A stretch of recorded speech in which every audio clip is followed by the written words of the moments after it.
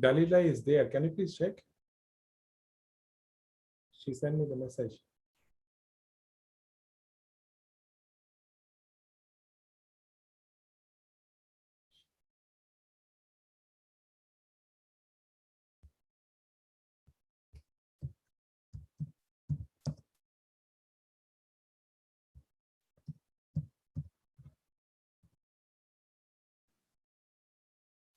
Good evening, ladies and gentlemen.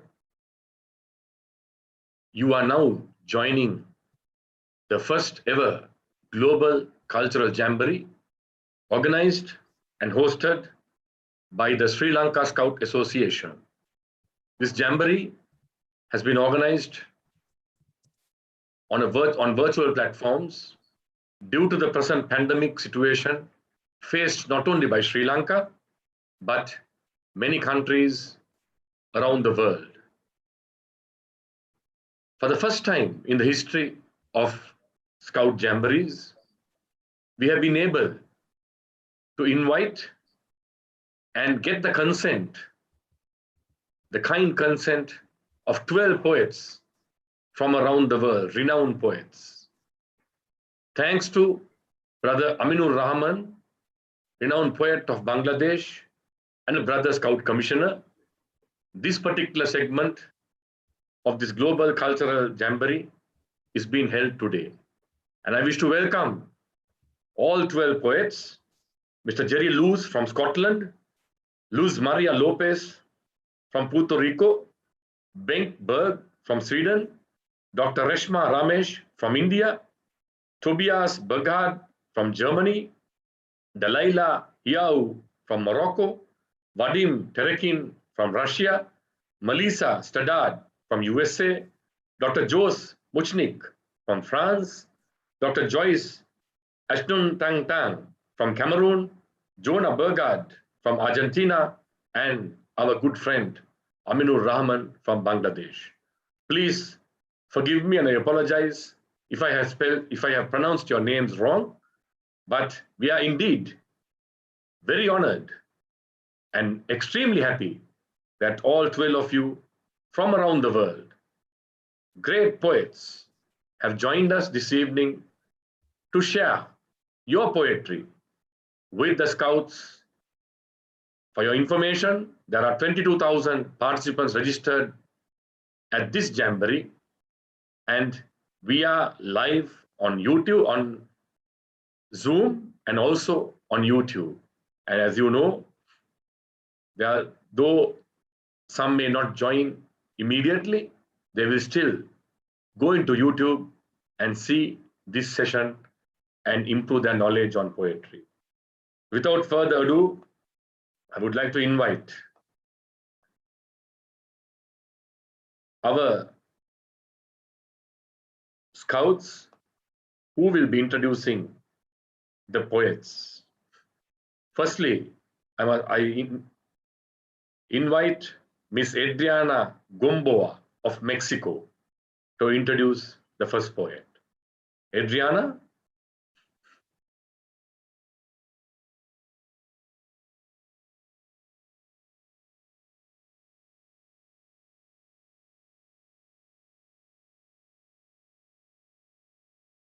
Right, since Adriana is not, I first try to introduce the Jerry Luz from Scotland. Dear Jerry, you are writing in English. You're an English poet, and we are very pleased that you have joined us this evening. I would like to invite you to please make your presentation. Thank you so much for the invitation. It's a great pleasure to be here at this Global Cultural Jamboree. It's indeed an honor for me to read to you all. The first poem I would like to read is dedicated to a friend of mine, a woman, a poet and an artist who died a short while ago. I had invited her to read at an event I was organizing, and I asked her what she would be reading. And she told me that the only thing which she ever reads is to do with love, because there is no other subject in poetry than love.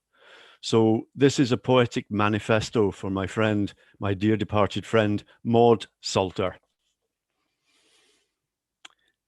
Each poem is a declaration of love for the world, of love for the people of the world. Each poem is a poem in solidarity with the peoples of the planet. Each poem is an expression of compassion for the suffering of the peoples of the world. Each poem is a small act of civil disobedience. Each poem is an insurrection in the face of violence. Even when a poem is explicit in its condemnation of abuses of power, it is coming from that position of compassion. When a poem is denouncing war, it is speaking from a position of strength and love for the peoples of the world. When a poem catalogues atrocities, it is the alternative pillar of shared common humanity. When a poem speaks truth to corruption and to demagogues, it has a greater courage. When a poem speaks to the other than human, it has greatest courage. No poem stands alone. No poem stands apart from its culture. No poem stands isolated from its people. Its people are the dispossessed. Its people are the abused. Its people are the murdered. Its people are the beloveds of poems. This next poem, my second poem, is called The Wall, and it is dedicated to everybody who would build bridges rather than walls, and it is directed at those people who do build walls. We all know who they are across the world. My father worked on this wall. He was not important except to my mother and myself. He was not a big man. He lifted stone on stone, a lifetime's work, went to work every day, but soon stayed on the wall. It was too far to come home each day. It was farther than we could walk, though it seems to me, unless it's circular, there must be ends, even if they fall into the sea. Can the sea be walled in? He was promoted. He was the one who pulled the lever to tip the cement into the forms to make sure it was even across the steel rods. When it was finished, when the wall was finished, he found he was not on the same side as us. Our backs here ache, carrying the little water we are allowed. An existence for us all, to have our hearts on one side of the wall, hands and backs on the other. Though my father's heart is here, his back is there. And my mother doesn't know where her heart is, whether in the single fruit tree we have left, or with her dead sister, or in the man only her thoughts can reach. She brings her own hands together, supplicant, because she cannot touch his. The wall is already 400 miles long, 25 feet high, built of steel, concrete, wire, yes, orchards, mothers, sons, aching backs, piles of shoes, cellos, oranges, footballs, empty cans, dishes, pots, pans, forks and spoons, arteries, veins, teeth, bones. At the foot of the wall, among other wild herbs we are not allowed to pick, the purple flowers of Lunaria rediviva that we call honesty, perennial honesty. I live in Scotland, as you were told. I live on a small island, and the neighboring island is called the Isle of Arran, where we sometimes go. And this poem was written for my son, although it can apply to all the sons and daughters out there.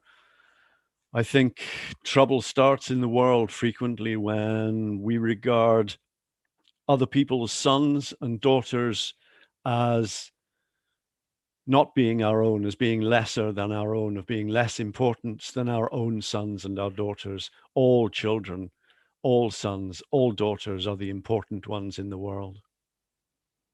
It's simply called son. How cleanly we step into air.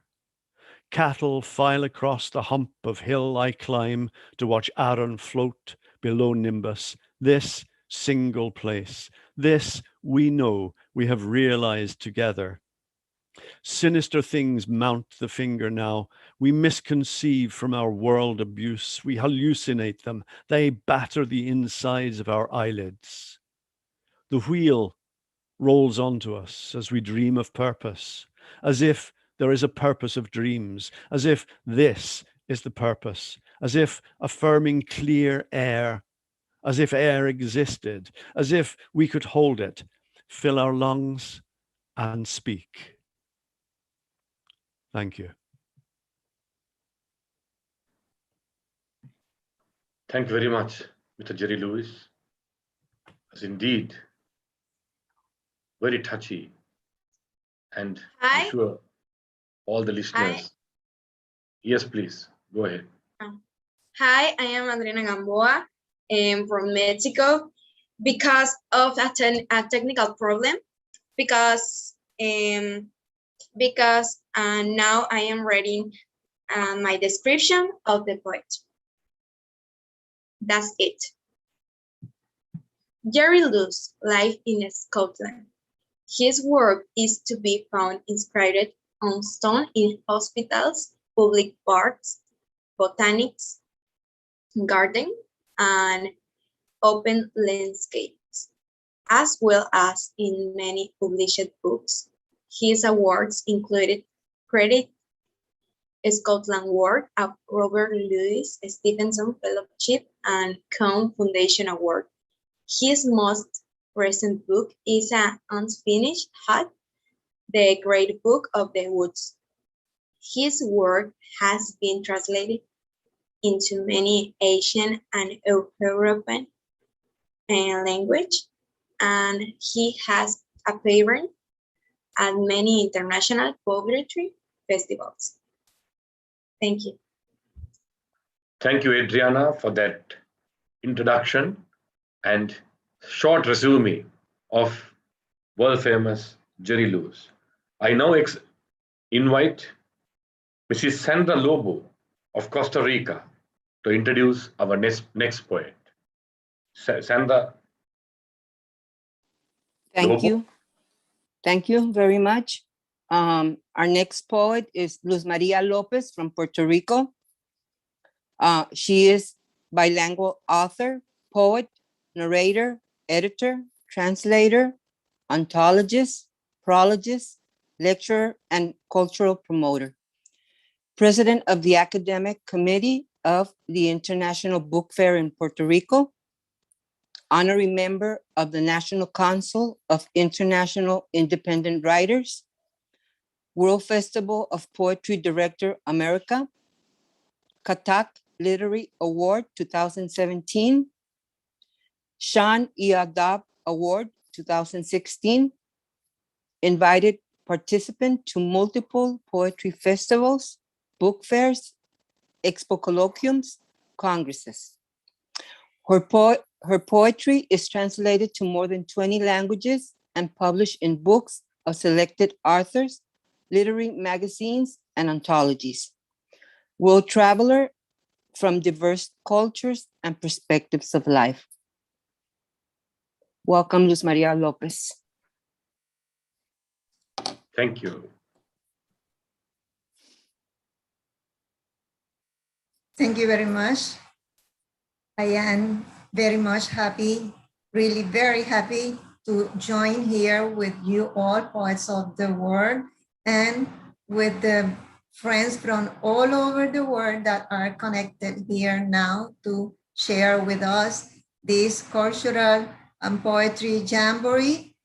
I will read 2 poems in English and 1 poem in my language, which is Spanish.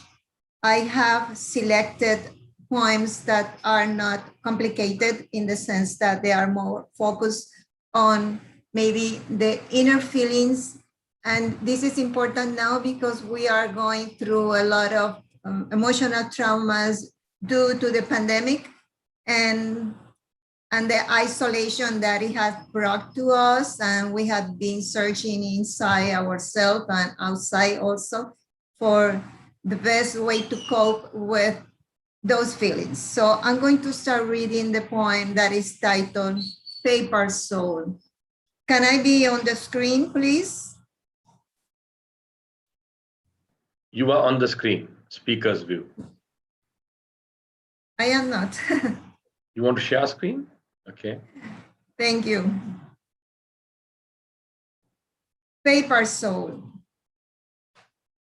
The soul sometimes can wrinkle as paper does in someone else's fist, becoming a bunch of pleats that result strange before the eyes.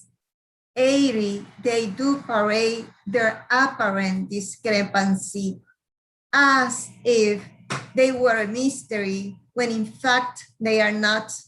I have a paper soul. It has had to crumple more than once. Even so, I still revives and keeps being the gentle wrap of my own existence. I got a soul made out of paper. The next poem I'm going to read in Spanish is called Onírico, which means oniric. La vida es un infinito susurro que toca atreverse a atrapar, destino inexplicable, escrito en las paredes del tiempo, fluyendo siempre hacia la corriente de aire para iluminar el alma, pisando sobre la tierra, otra vez y siempre, anticipado pasaje, reconstruyendo un sueño, comenzar aún otro viaje, caminando sobre las propias sombras, buscando la luz de otro horizonte y finalmente rendirse, anidado en el misterio, contenido en el latido, como si nada más importara, solo el sentimiento por debajo de la piel. And my last poem is in English, but it have a title in French, Déjà Vu. This feeling that has no roots, that keeps spinning around with no direction at all. This elapsing spell that never ends and always seems to be the first drop. This stranded exhilaration when I never cross boundaries far beyond my eyes. This urge to reach the sea, wash away all the thoughts, feel at peace. Could it be that I got to be born again? Thank you very much. Gracias. Gracias, Luz Maria Lopez, for these wonderful poems. We really appreciate your manner in which it was read and the meaningful words your poems had. Thank you. To move on to our next poet, I would like to invite Miss Purafel El Haki from Bhutan to introduce our next poet.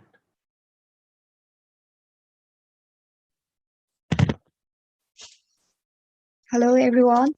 Good afternoon, good evening, and good morning to everyone. I am Scout LT Fubalhaki from Bhutan.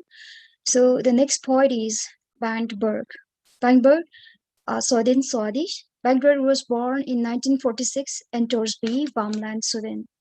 He studied German and Nordic languages and literary and art studied at Uppsala University. Berg's debut poetry collections, Where the Dreams End, appeared in 1974.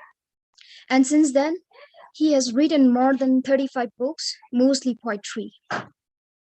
His poems have been translated into a lot of languages, and he has participated in many international poetry festivals. Berg has also won several Swedish literary prizes, among them some from the Swedish Academy. And the last books, it is much about the nature of the lake and the forest area where he lives, often combined with photos. Thank you so much. Thank you very much. I now invite you to please read your poems.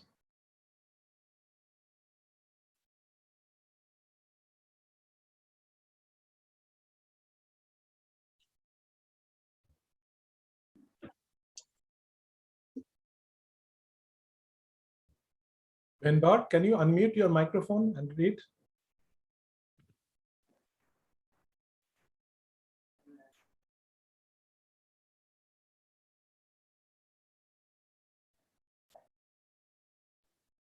Maybe he's having a connection issue. Amino will bring him back later. I would like to invite Mr. Keith Blackie of the Boy Scouts Hello, America everyone. from I'm USA. with you. Hello. I'm sorry. Okay, please go ahead. Yes, thank you. I'm very proud and happy to be introduced by a young lady from Bhutan. It's the first time for me. I'm living in Sweden, as you said, and in the Forest and Lake District. I want to read two short poems in Swedish. The first is regn, lluvia in Spanish, pluie en français. Och regnet som faller måste falla därför att regn måste falla. Det är inte regnets mål och mening att parkera i luften eller sväva uppåt likt flagorna från en övergiven utopi. Därför faller regnet. And the second poem is also in Swedish. It's a tribute to cows. Moo.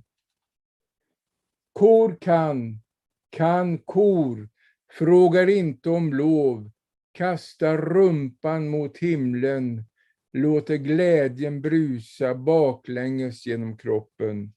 Kor kan. And my last poem is in English, and it's called On the Other Side. On the other side of the rain, there were some voices which had been there before it started to rain. They sounded like something that couldn't be forgotten.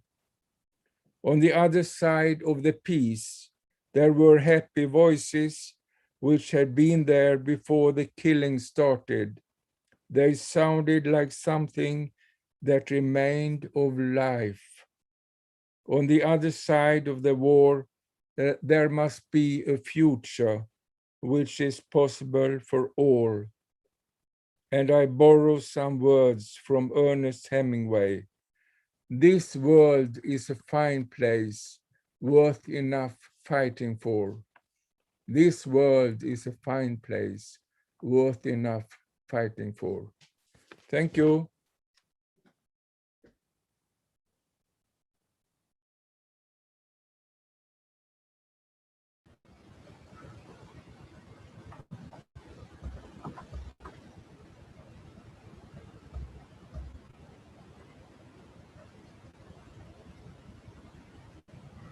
I would like to invite our next scout to introduce Jonah Berger from Argentina.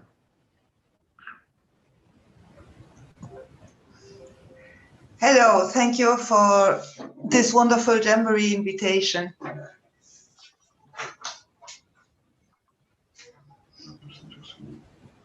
Hi all.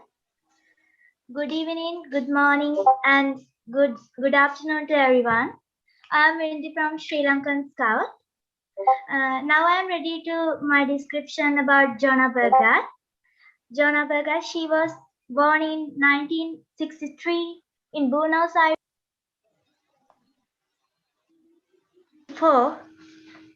She lived in Germany. She translated Latin American, Spanish, Catalan, and Portuguese poetry books. She was invited as a poet to different international poetry festivals such as Medellin, Swedish, Babylon, Dhaka, and more, and cooperates to organize a few poetry festivals. She also advised several Argentinian literature magazines. She also worked as a German teacher for foreigners and now as official translator and interpreter. Since 2017, she was awarded with the Khatak Prize in Dhaka, Bangladesh, in recognition of her work for the spreading of the word. Thank you so much. Thank you, Vinudi. Sueño. Mar afuera, un barco a toda vela.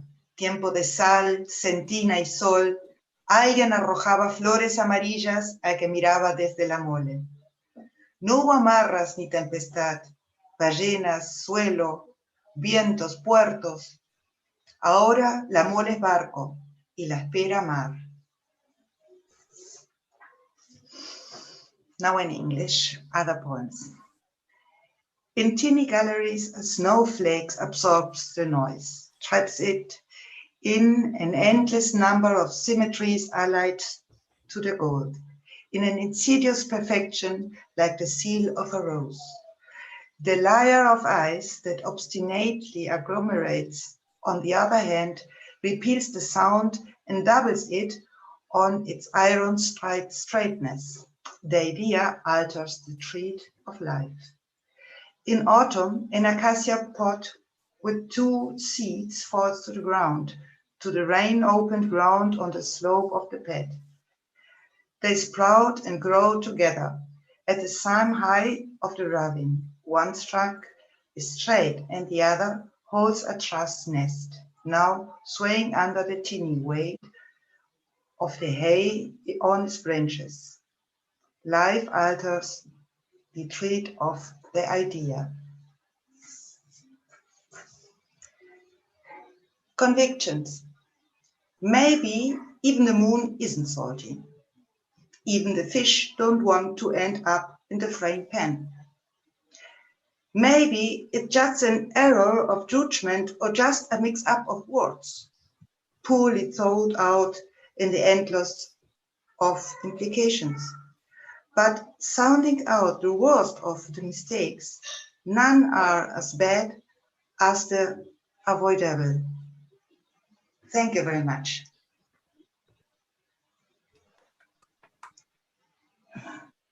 Thank you.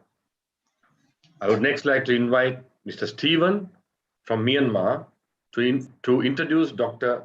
Reshma Ramesh from India. Hi, I'm Stephen from Myanmar, and now I would like to introduce about Tobias Berger. He was born in 1961 in Germany, poet and translator of Latin American, Spanish, Catalan, Sephardic, and Lusophone poetry.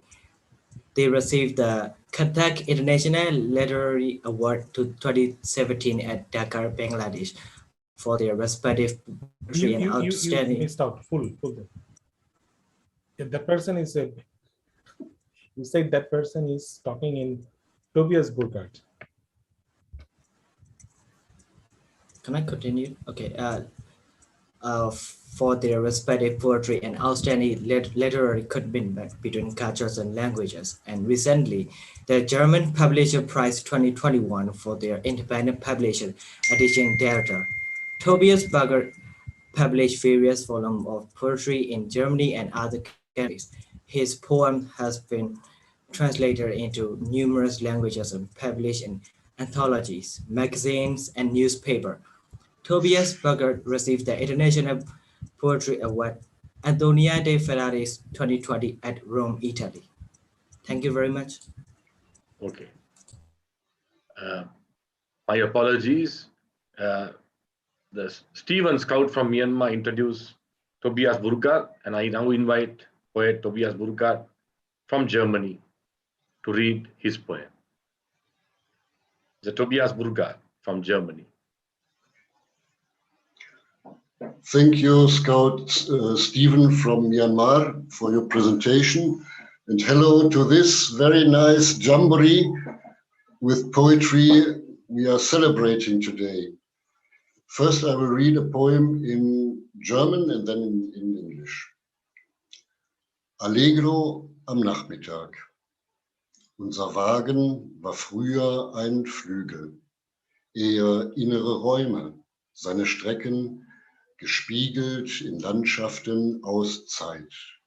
Bartók Béla zum Beispiel Allegro, flinke Übung für die leichte Hand im Galopp durch Wildtulpenfelder in glühender Farbe, frei rhythmisch, Lale rot wie der Turban, Dulband und Tülbend, Tulipa, hey Tulipan, Tulipan. Tralalala tulipan, tralalala tulipan, tralalala tulipan, tralalala tulipan, tulipan, tulipan.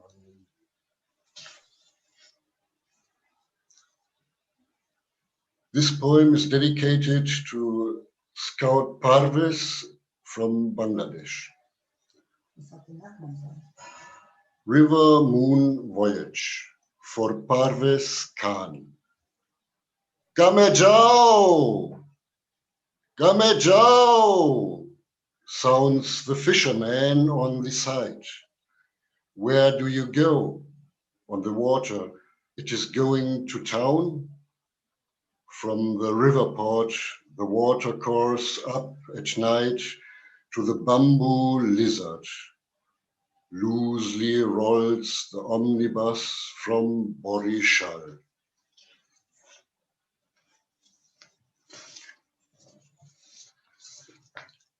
The last poem is dedicated to Indian sitarist Mita Nok.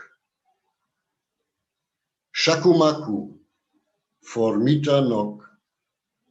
At midnight, the sitar resounds, the breeze of the open ocean plucks it, unweaves and weaves, moves far and wide over the land.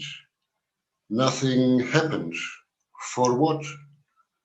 The breeze of the open ocean is not nothingness. Wherefore? So, why a path into profound? At noon, performing on its sitar, the breeze of the open ocean, the field's polyrhythm in lilac, awkward swell, winds bright. Many thanks. Prashanta was doing it. Prasanjana is doing it. I'll talk to him. We had to finish. Dankeschön.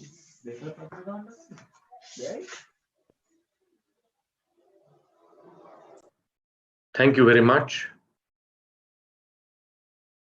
I would now like to invite Mr. Keith Blackie of the USA to introduce his poet. Mr. Keith Blackie, are you here? Yes. Good morning, good afternoon, and good night to everyone. My name is Keith Blackie, and I share greetings from the Scouts of the United States.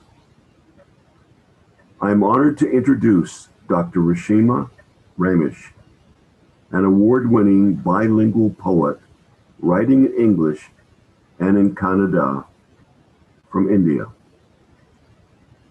Poet, writer, translator, and editor, Dr. Ramesh has the unique honor of her poem being displayed permanently in the ruins of the ancient city of Olympus in Anatolia, Turkey, which I was honored to read when I used to live there. Dr. Ramesh has published books in English and in Kannada. Her latest book on poetry and photography is titled Languages of Shadows. Dr. Ramesh is the recipient of the Karnataka Women Achievers Award 2020, India Pro Poet Award, Serbia 2019, and many more awards in her country and abroad.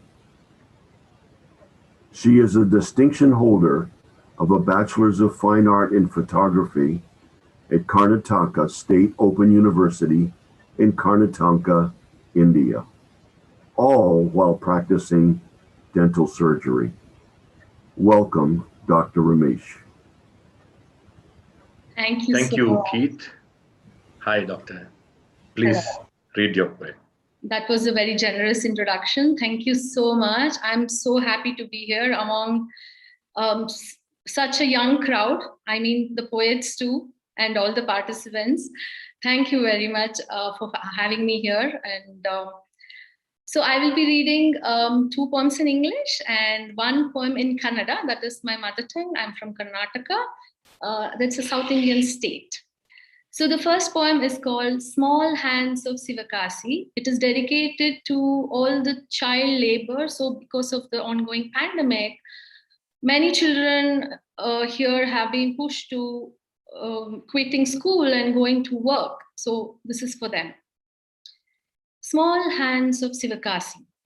They say that even birds that do not fly have wings, and jasmines open like umbrellas in the rain.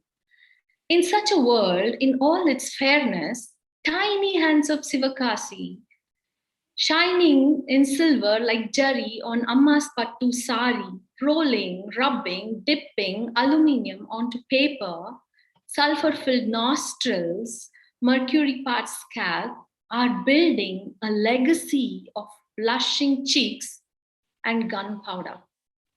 Rotting like a bad fruit in dark windowless factories, the small hands of Sivakasi are busy at work, tying and untying vigilies of hope.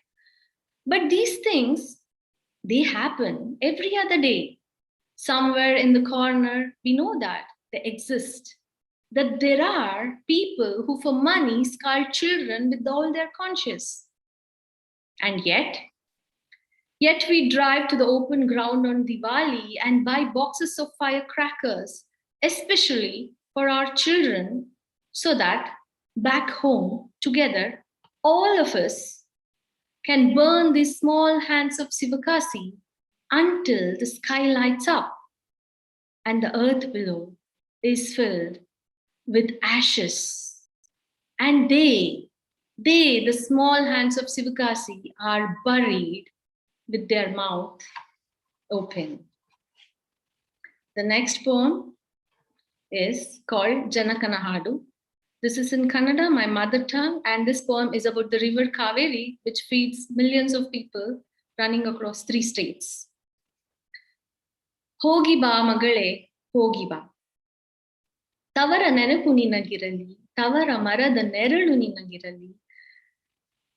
Ammana ಕೂಸು ನೀನು, ಅಮ್ಮನ ಹರಕೆ, ಕರುಳಿನ ಕೋಣೆ, ಕಣ್ಣಿನ ದೋಣಿ, ಹೋಗಿ ಬಾ ಮಗಳೇ, ಹೋಗಿ ಬಾ. ಗದ್ದೆಯ ಕೆಸರು ನೀನು, ಪೈರಿನ ಹಸಿರು ನೀನು, ಕಬ್ಬಿಗೆ ಕಂಬಳಿ ನೀನು, ಭತ್ತದ ಬುಡ ನೀನು, ಬೀಜದ ಬತ್ತಿ ನೀನು, ಬುಡದ ಬುರುಡೆ ನೀ, ಚೈತ್ರದ ಹಿಮ್ಮಡಿ, ಹೋಗಿ ಬಾ ಮಗಳೇ, ಹೋಗಿ ಬಾ. ನಾವಿಕನ ಹಾಡು ನೀನು, ನದಿಯ ಬುಡದ ಮೀನುಗಳ ಮುನಿ ನೀನು, ದೋಣಿಯ ದಾರಿ ನೀನು, ದಡದ ದಾವು ನೀನು, ಕಡಲ ಕರೆಯೋಲೆ, ಹೋಗಿ ಬಾ ಮಗಳೇ, ಹೋಗಿ ಬಾ. ಗುಡಿಯ ಗುರುತು ನೀನು, ತೀರ್ಥದ ತುತ್ತು, ಆದಿರಂಗನ ಅಮಲು, ಭಾಗಮಂಡಲದ ಬಸರಿ, ಲೋಕಮುದ್ರೆ, ಲೋಕ ಸೇವಿತೆ, ಲೋಕಾಧೀಶ್ವರಿ, ಗೋಗರ್ಭದ ಜರಾಯುನಿ, ಗೋಮಂಡಲದ ಘರ್ಜನನಿ, ಹೋಗಿ ಬಾ ಮಗಳೇ, ಹೋಗಿ ಬಾ. ಹರಿಯ ಹರಟೆನಿ, ಹನಿಯ ಹಸ್ತಾಕ್ಷರ, ಮಲೆನಾಡಿನ ಒಡತಿನಿ, ಅಣ್ಣ ತಮ್ಮಂದಿರ ಅರಸಿನಿ, ಪುಟ್ಟ ಹೆಣ್ಣ ಮಗುವಿನ ಹೆಸರು, ಅಕ್ಕ ತಂಗಿಯರ ಎದೆ ಹಾಲು ನೀ, ಪ್ರಕೃತಿಯ ಪರಿಚಯ ನೀ, ಹೋಗಿ ಬಾ ಮಗಳೇ. ನಿನ್ನ ಕಣ್ಣೀರು ಮೋಡಗಳಾಗಿ ತೇಲಿ ಬಂದು ಅಮ್ಮನ ಅಂಗಣ ನೆನೆಯಲಿ, ಅಮ್ಮನ ಸೀರೆ ಒದ್ದೆಯಾಗಲಿ, ಕೊಡವನ ಕಾಡು ಕೆಂಪಾಗಲಿ, ಮಗಳೇ ಕಾವೇರಿ, ಹೋಗಿ ಬಾ ಮಗಳೇ, ಹೋಗಿ ಬಾ. And the next poem in English is dedicated to my grandfather, whom I lost a couple of years back. It's called Things That He Left Behind. My grandfather has left behind falling parijatas with orange stems, a courtyard that opens like the world with things to be discovered, yet familiar like a lover's skin. A living room where the light flows like a river every morning, touching the banks of my grandmother's aching feet. He has left behind mogras that lean towards the sun and speak a language of togetherness. mango trees that drop fruits onto anyone's hands who opens their palms into prayers, broken tiles where a weaver bird in the roof will build her home, slithering bookworms dwelling in musty pages with stories that long for closure. He has left behind my grandmother in a sulking room with open windows that draws broken things from the sea to fill her bosom with heaviness of an empty house, and all the things that he has left behind. Thank you very much. Thank you, Doctor. Next, I would like to invite Ms. Nirmala of Nepal to introduce our next poet. Ms. Nirmala.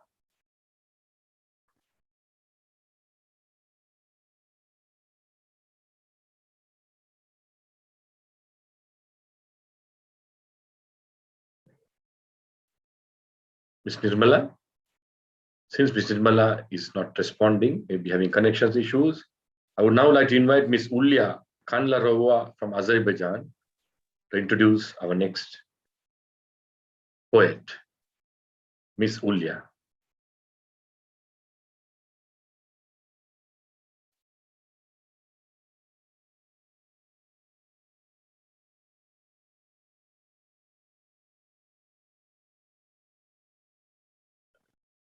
Ms. Ulya, can you hear me, please?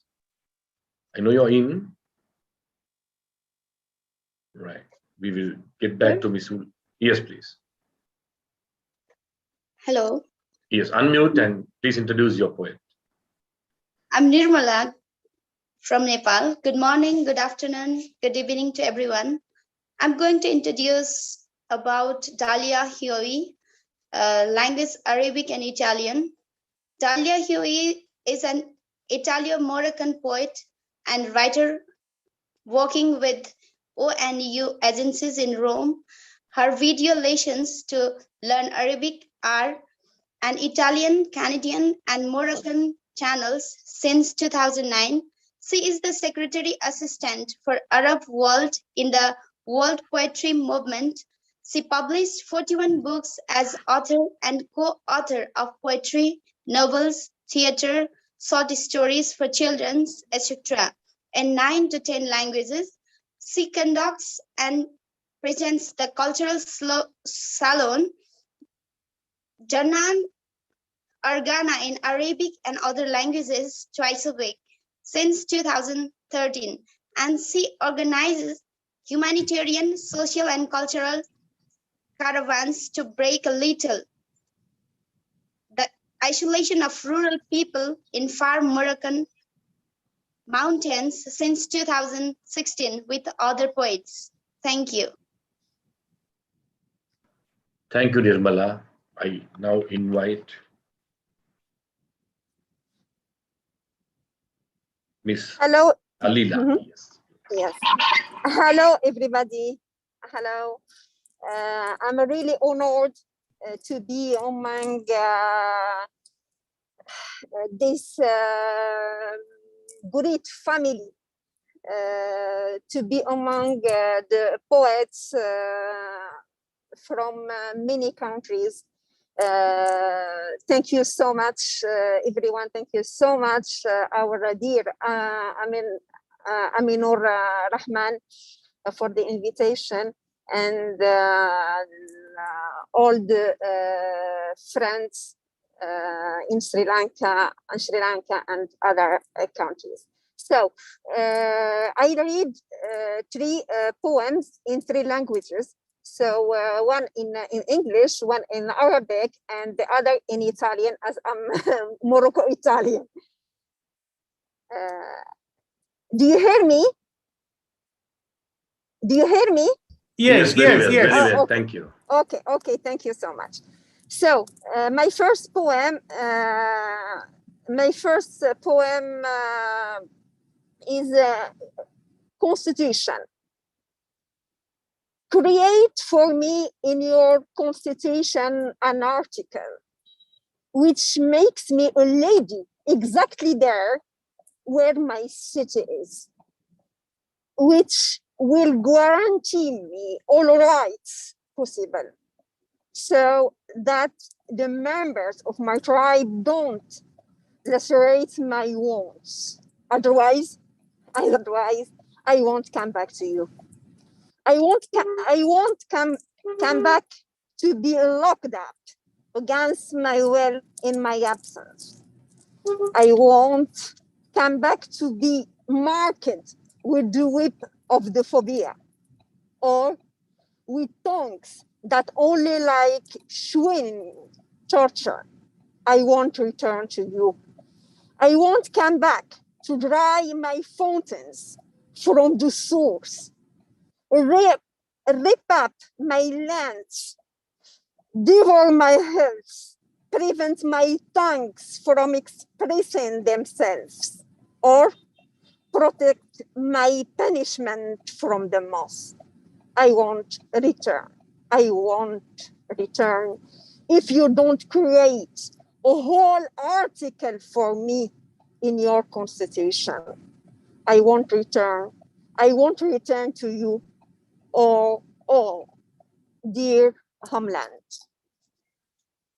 The second poem in Arabic, and the title is In Another Life.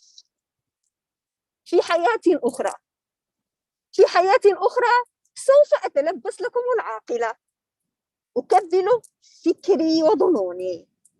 ألجم فني وجنوني فالعشيرة تشتهيني غافلة. ربما أتحلى بالبلادة وأعظم من درها قلادة إذ الفلاح للجاهلة. ولربما أشنق حلمي وأكف هتون ألمي لأغدو لرضاهم نائلة. وقد أكتم حتى جلجلة صوتي قبل أن يختم تصريح موتي وتسلم رفاتي للنعش ناقلة. تبا لي ولسر وجودي إذا عزت عليهم نجودي ولم ينعتوها بالمعوجة المائلة. Of course, all my poems are dedicated to each woman who's fighting for her freedom. The third one and the last one is in Italian. Who am I? Chi sono io? Oddio.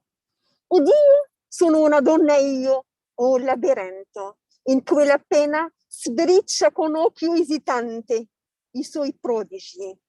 E quanto dalla creazione ha ricevuto? Oddio. Oddio, sono una donna io? O baratride insonnia, i dei di languore batte il cuore, ma dei sogni che cosa ha costruito? Oddio.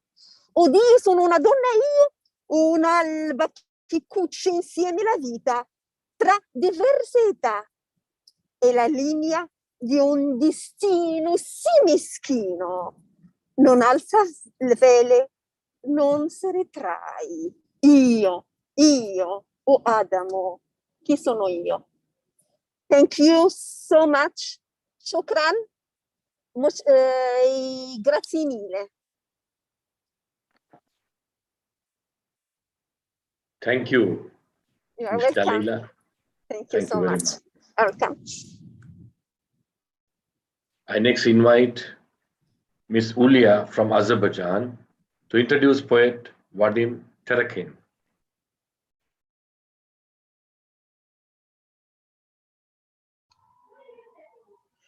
Hi everyone, I am Auka Khandarova from Azerbaijan, from Scouts of Association of Scouts of Azerbaijan.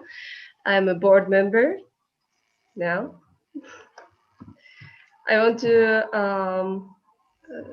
just give a brief information about the Dalila Hiaoi, Morocco, Italy, the language Arabic and Italian. She is an Italo-American poet and writer working with ONU agencies in Rome. Her video lessons to learn Arabic are on Italian, Canadian, and Moroccan channels since 2009. She is the Secretary Assistant for Arab World in the World Poetry Movement. She published 41 books as author and co-author of poetry, novels, theater, short stories for children in 9-10 languages. She conducts and presents the cultural salon Jenan Argana in Arabic and other languages twice a week since 2013. And she organized humanitarian, social, and cultural caravans to break a little the isolation of rural people in the far Moroccan mountains since 2016 with other poets. Wish everyone good luck. Thank you very much. Yeah, Yulia, you read, Dalila already read her poem. Can you please read, you have the biography of Vadim Terekin. Vadim Terekin, yes. No, I don't have. Okay. Okay. I'm glad to see all my friends here.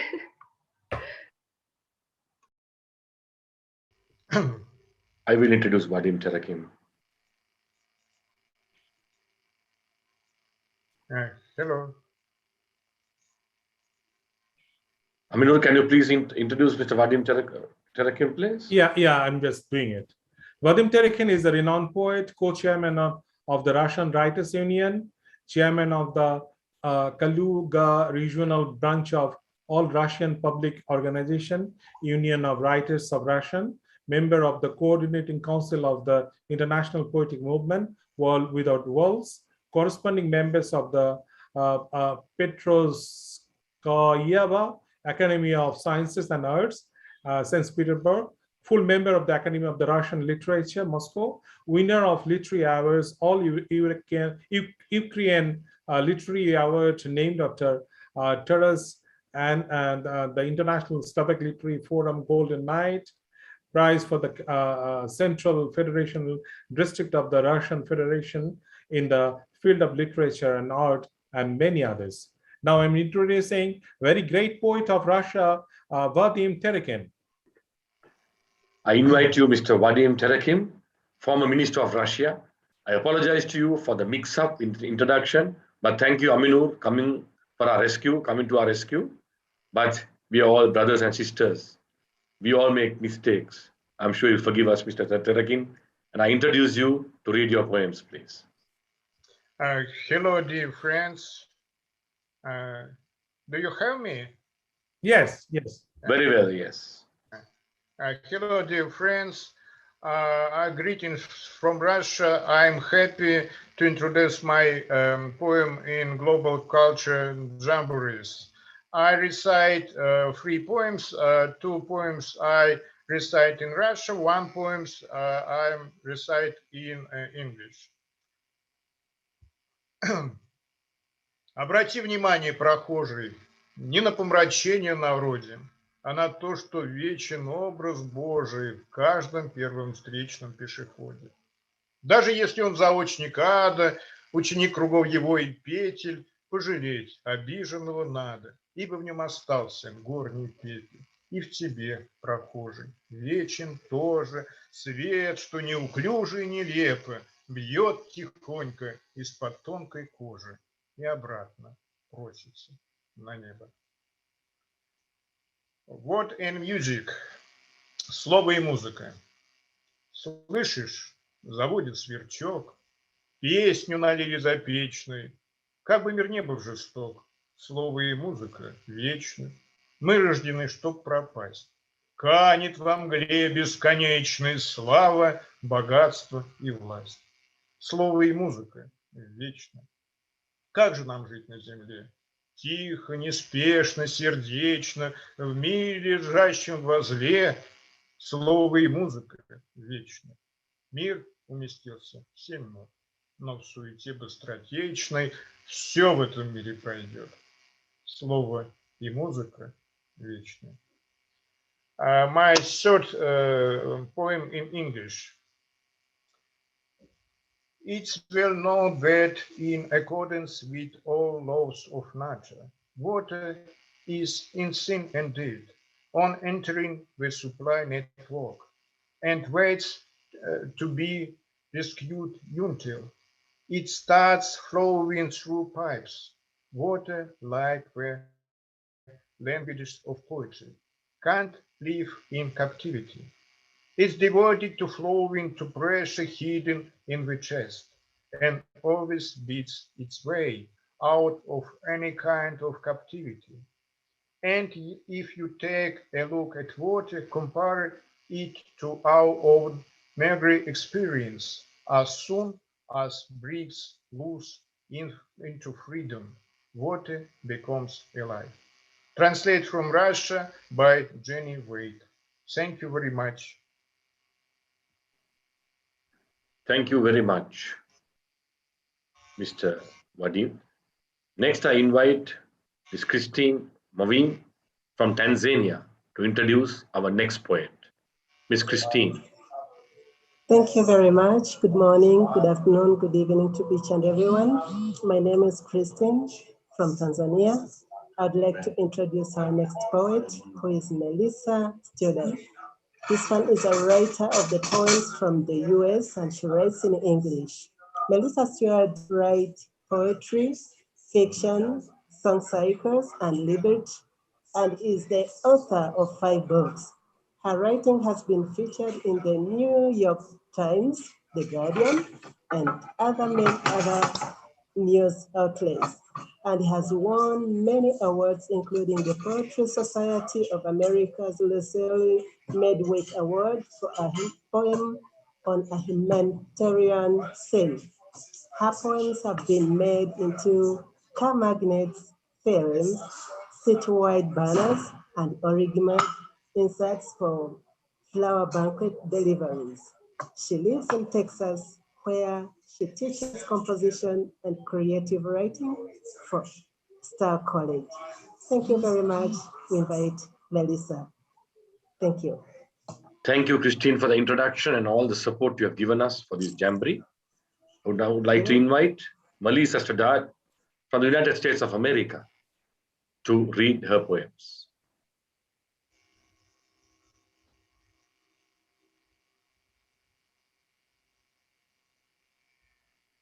Hello, can you see me? Yes, we can see you and hear you. Thank you.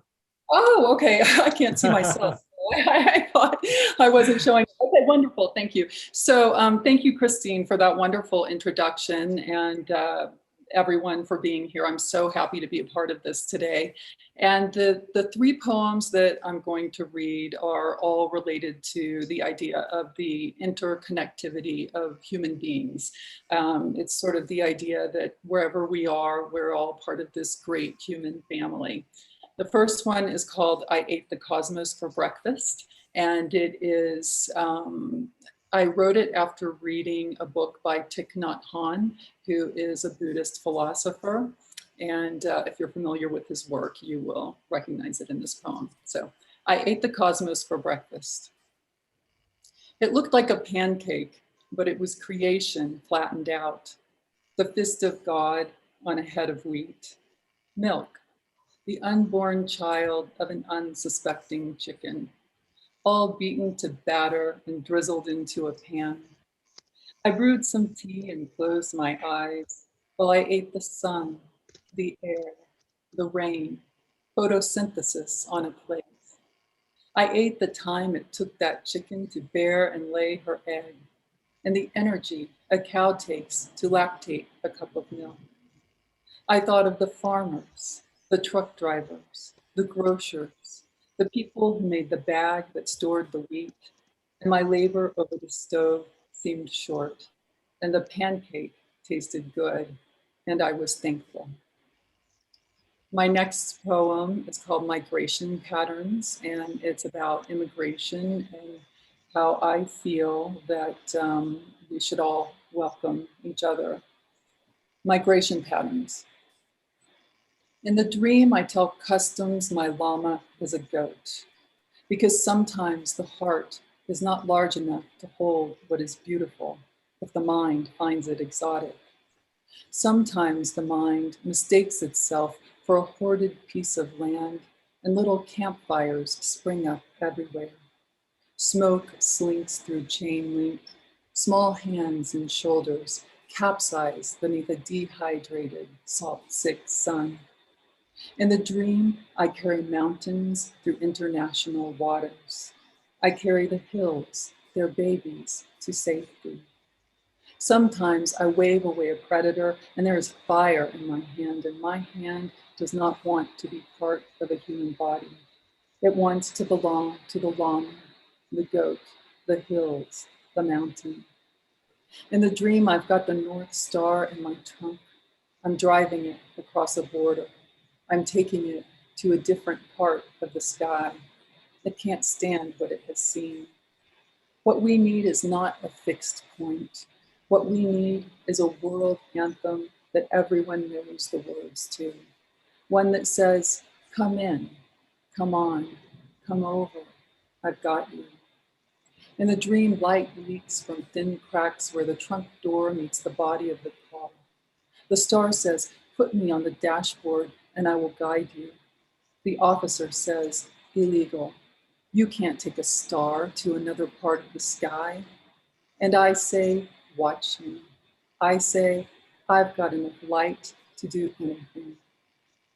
And my third poem is called Daughter.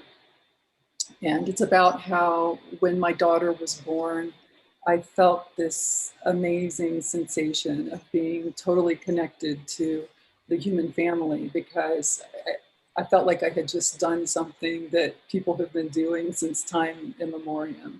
It's called Daughter, and it's dedicated to Rosalind. Because I was a cave, and you were the bird that flew from my hollows. When they bathed the pain away, the light on your face looked like peace after a long and onerous war. I knew then what it meant to conjure fire from two sticks, to be an ocean giving life to a wave, to invent the wheel and its axle, unwind torque, create a perfect language from gurgles and sighs. Your body was a new and sacred space. I was a universe cooling after a great expanse. And because bright cells clung together to be you, I could believe I built the ark that saved humanity, and animals walking 2 by 2, that I'm the one who sat beneath the Bodhi tree and begot the sacred fig of enlightenment.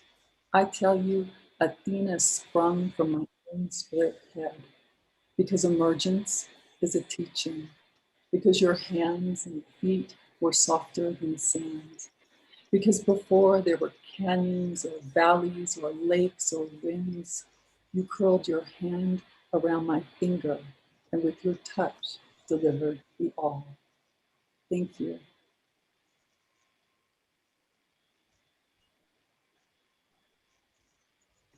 Thank you very much, Melissa. Very personal poems. Thank you very much. Thank you. Next, I would like to invite Ms. Noelette Alessandra from Mauritius to introduce Dr. Jose Muknik. Good afternoon to all the prestigious poets present, our host Sri Lanka Scouts, and all Scouts around the world. I'm Noelette Alexandre from Rodrigues Island, Republic of Mauritius. I have the privilege to introduce you Dr. Jose Muknik from France, his language French and Spanish. Jose Muknik is a poet and anthropologist born in 1945 in a hardware store of Guaido, a district of Buenos Aires, Argentina, the city where his parents, Russian immigrants in these lands, had put down roots. His childhood took place among barrels of plaster and drums of fuel, among migrants' waves of diverse attitude, which look for a place of peace to live. 30 years later, with the arrival of the military dictatorship, he immigrated in his turn to live in France since 1976, realizes a doctorate in anthropology in the École des Autres Études en Sciences Sociales of Paris. He specialized in the study of local food cultures, going through diverse countries of Africa, Asia, and Latin America. He published numerous books of poetry, novels, anthropological works, and he made photographic exhibitions. Thank you very much. Thank you, Noelet. Now I invite Dr. Jose Muknik from France to read his poems.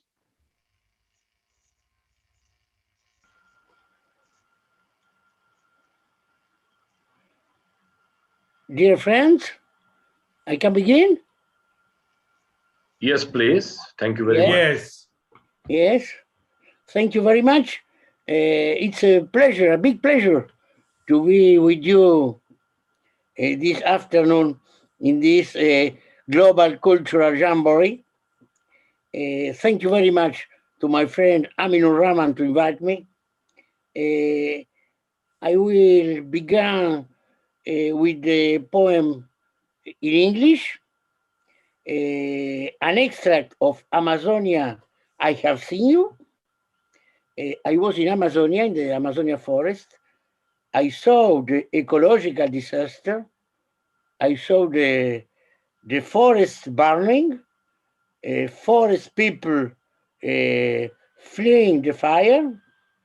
And this book, Amazonia, I Have Seen You, was translated in English from Spanish of Argentina to English by my friend Jerry Laws.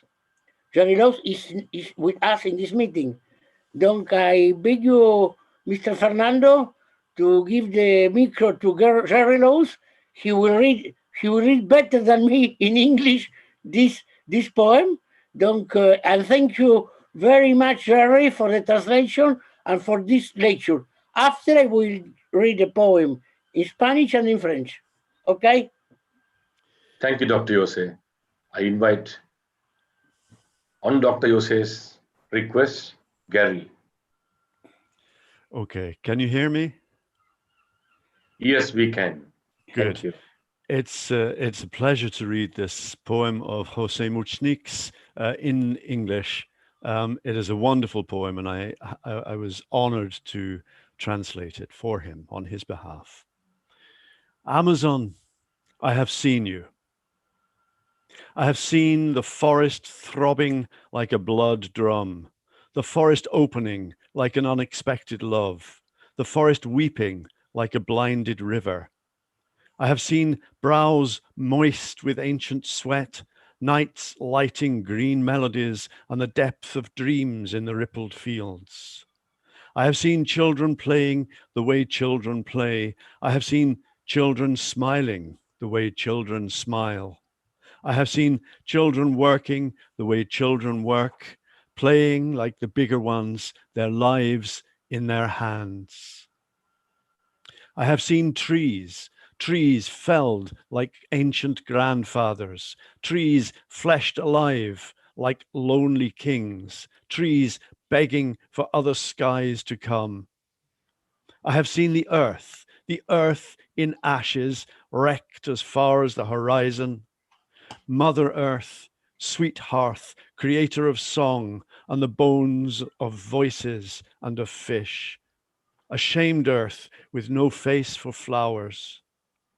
I have seen a wise grandfather whispering lullabies to age-old plants for their peaceful sleep.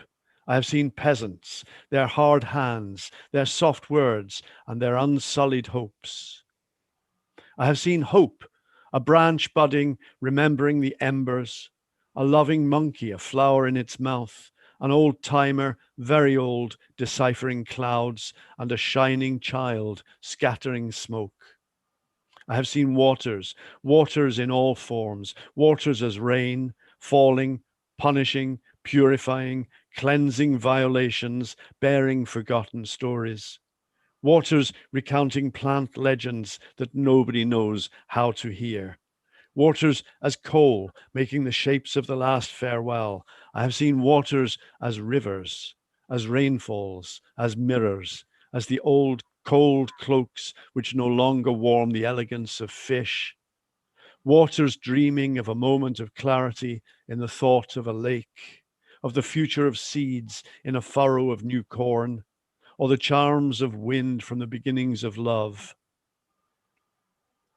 I have seen hands of all races, hands of all truths, hands crossing Brazil, looking for a plot of earth to love, a pocket of earth to grow a tree, to raise a roof, to nurture the words which one day will bring us to our senses. I have seen a point on earth to consider my own stature, a point on a hill to be a leaf in the stream, a point at the foot of a tree to understand if my arms are branches or dreams. I have seen a point in time for a hollow of rest, a point in childhood to protect tenderness, a point in youth for an explosion of flowers, a point at my age like a thick-skinned grape, that point to summarize the mature sap, a point to weep for everyone, for the earth in ashes, for the innocent cows, for the broken trees, for the mourning birds. I have seen Amazon, I have seen.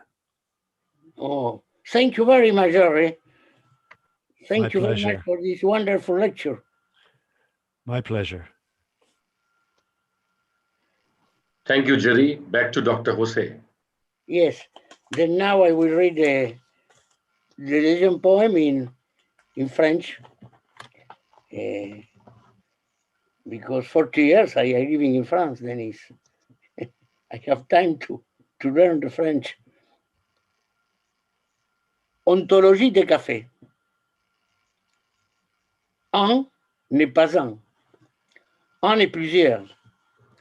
Multiples absences, divisibles par des bavardages, des mots tramés, un secret algorithme.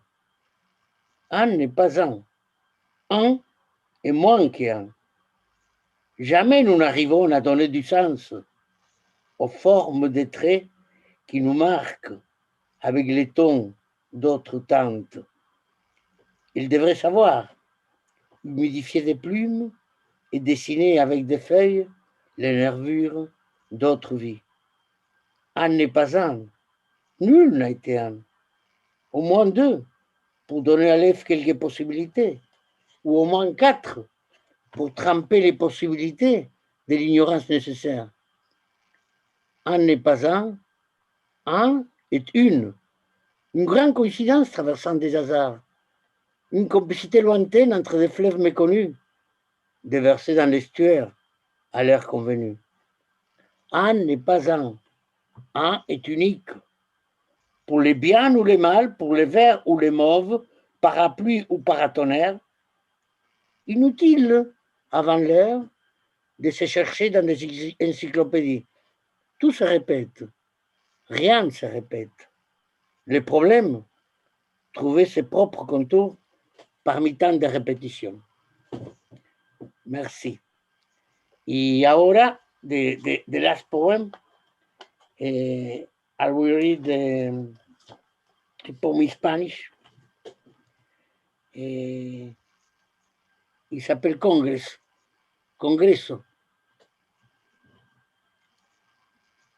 Señores doctores, esto huele a encerrado, huele a ciencia mustia, huele a puertas putrefactas, puertas en hileras y a un muro ciego, puertas que no abrirán, como dominó derrumbado por un beso más leve.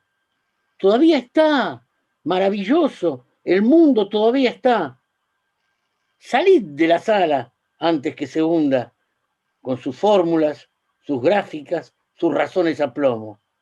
Venid, el mundo todavía existe.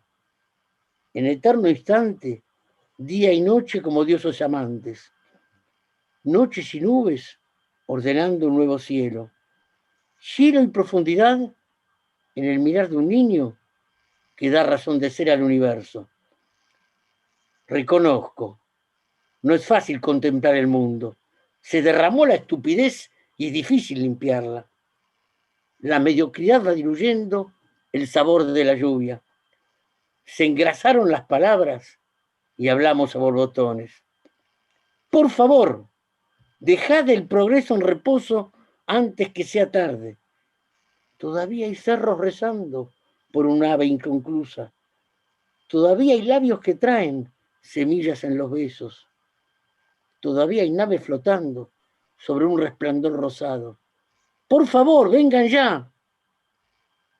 Después tal vez sea demasiado tarde. No más naves recordando mares, no más cerros rezando aves, no más labios, no más. Después, los dioses amantes partirán hacia la niebla, se esfumarán paso a paso y ya no habrá ecuaciones para explicarlo. Thank you very much.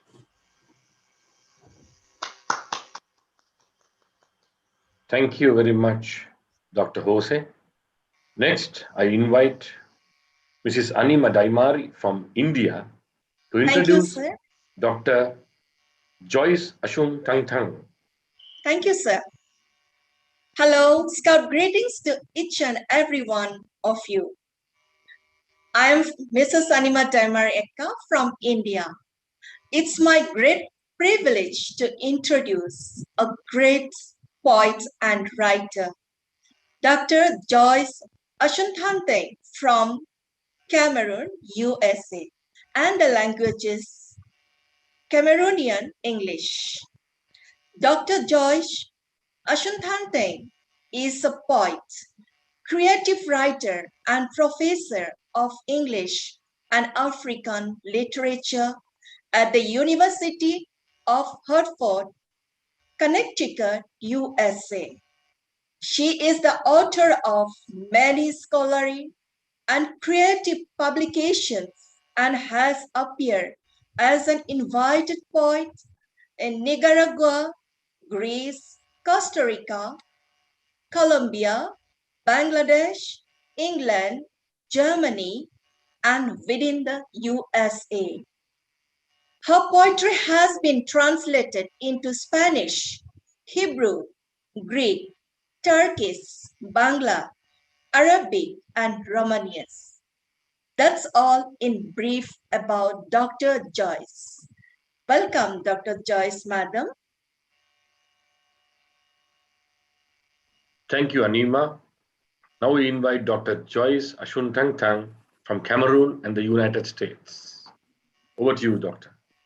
Thank you so much for that great introduction. I am excited to be here. And yes, I am. I hope you can hear me. Can you hear me? Yeah, we can hear you. Okay. Okay. So I'm happy to be here. Yes, I am from Cameroon, but I have been living in the United States for over a quarter of a century now. And today I'm going to read my first poem, in fact, speak my first poem. It is going to be a tribute to Dr. Elton So, who is actually lying in state right now. He died a couple of weeks ago. He is a pioneer in my alma mater, PSS Kumba, and also a pioneer principal. On a day like this, I miss home. On a day like this, I'm far away from home. And I'm going to present this poem in my ethnic language, Kenyan. I will not do a poem in Pidgin English today. I'll do it in Kenyan, my ethnic language. And I will start with a dirge that we sing when somebody is dead. Wapaunya batwa mankem kawaye, kawaye, batwa mankem kawaye, batwa mankem kawaye, batwa mankem kempaswaye, wanjang. Nchokodofa, nenye mekenye, nkansi achinewo. Nkansi achinewo. Ndofa, mbomu arove keperensem. Ndombomu afienta arontet. Manyabaden, mugaden. Wamefa, ngwenti ndegendi. Ndore yongeye, chamam keno. Webi, chamam keno. Wame, ndo amfai paseme. Dr. Elton So, Paunia Kupeksa, Paunia Tongokati, Paunia Munti, Nekopeti, Nekopeti, Nekopeti. Go in peace. I will continue. I hope that everyone is seeing me because my speaker view is showing Amino and not me. You are very well seen, Doctor. Okay. Okay. So I'm going to read this poem in English. After that, Dej, let me read some upbeat poems. This one is titled Poetry Equals You. So we are celebrating and poetry equals you. In English, being with you is poetry itself. Lines print in laughter, song, and silence. Punctuations run riot. Commas stretch in stride. Exclamation marks abound. Stanzas embrace orality. Tales of folks long gone. Legends of heroes around us. Myths of bodies enlaced. Riddles of our essence. Images glide in bodily spaces. Words submerge in fall colors. Labial sounds in legato rhythms dance and dissolve in end rhymes. There's no need for scansion. Poetry equals you. And like I said, I've been away from my home for 25 years and counting, and I go back and forth. And so I carry Cameroon with me, and I carry this little town that I grew up with called Boya. So I'll read this one. It is titled, When I Fall in Love, I Talk About Boya. When I fall in love, I talk about Boya. One way street into my heart from mile 17 to Boya town. Luscious tomatoes, color of my lipstick smudged on his shirt. Remnants of kisses falling on fertile volcanic soil. Liengo's husband, a Pasamoto, part man, part stone, sole witness to nature's surrender. Boya rain plays seesaw, and nipples answer the chorus on rooftops. Foggy streets clothe my innocence. Ripe bananas assuage my hunger. The taste of nyenge nyenge, like his fragrance, lingers waiting. Sweat from Sarola's chase trickles between my thighs while fruits hang on trees in sight. The feel of plantation rubber balls bounces off puerile flesh. I get lost in corridors of memory. July is no month to remember. Thank you. Thank you very much, Doctor. And next we have our last poet this evening, and that's our good friend and brother from Bangladesh, Mr. Amino Rahman. I would like to invite Brother Anand Singh from Trinidad and Tobago to introduce Mr. Amino Rahman. Thank you so much. Greetings, everyone. I am from Trinidad and Tobago in the Caribbean. Thanks for this opportunity. I am honored to introduce Mr. Amino Rahman of Bangladesh. Languages, Bangla and English. Mr. Amino Rahman is a modern Bangladeshi poet who writes in Bengali. He is considered to be a Rabindranath Tagore. He graduated with an MPharm degree. Presently, he is considered to be one of the most well-known poets internationally. He has published 6 collections of poems in Bangla. His work has been translated in more than 25 languages and has poetry books in English 4, Spanish 3, German, Japanese, Mongolian, Chabuk, Arabic, Chinese, Bahasa, Malay, and Russian.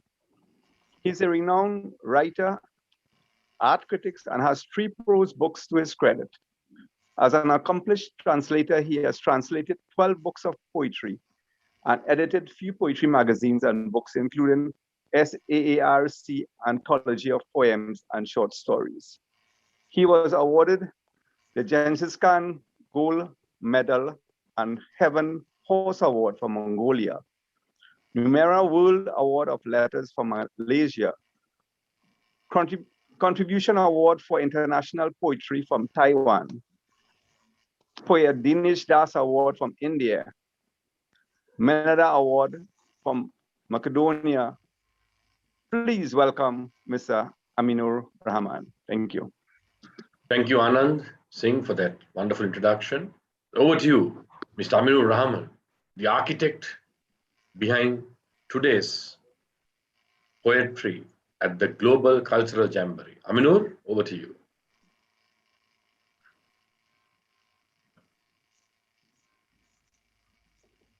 Yeah, can you hear me? Yes. First of all, thank you very much, dear brother and friend, Janaprit Fernando.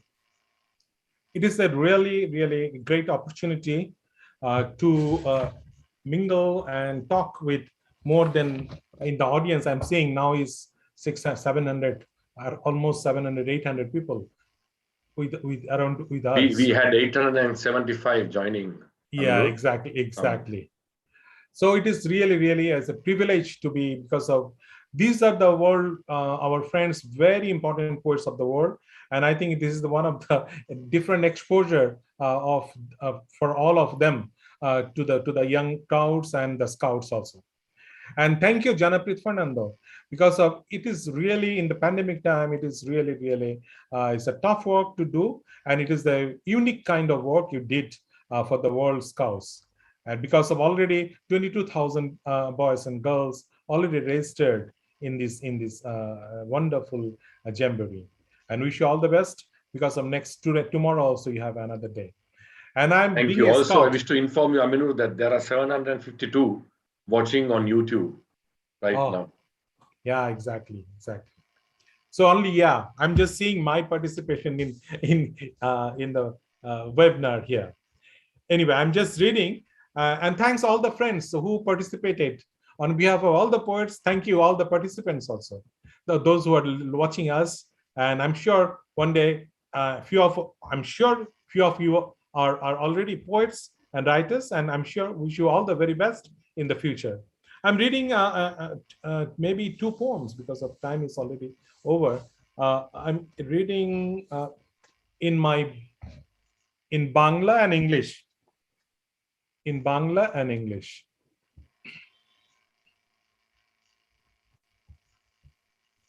I'm reading in Bangla, my mother tongue. The name of the poem is Death.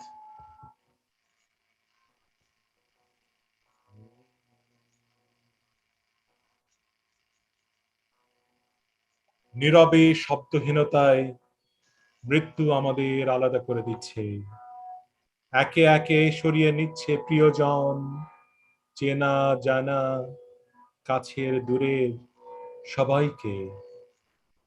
কি এক মৃত্যু শীতল ছায়া বিস্তৃত হচ্ছে, ছেয়ে ফেলছে পুরো আঙিনা। এই মৃত্যুকে আমি দেখেছি কখনো? হ্যাঁ, দেখেছি অনেকবার, কখনো অজান্তে, কখনো চিরবাস্তবতায়। কিন্তু এ যেন ভিন্ন রকমের অদেখা মৃত্যু, একে একে সরিয়ে নিয়ে যাচ্ছে আপনজন, আপনি, তুমি, তুই, সবাইকে। না বলে না কয়ে নিয়ে যাওয়া।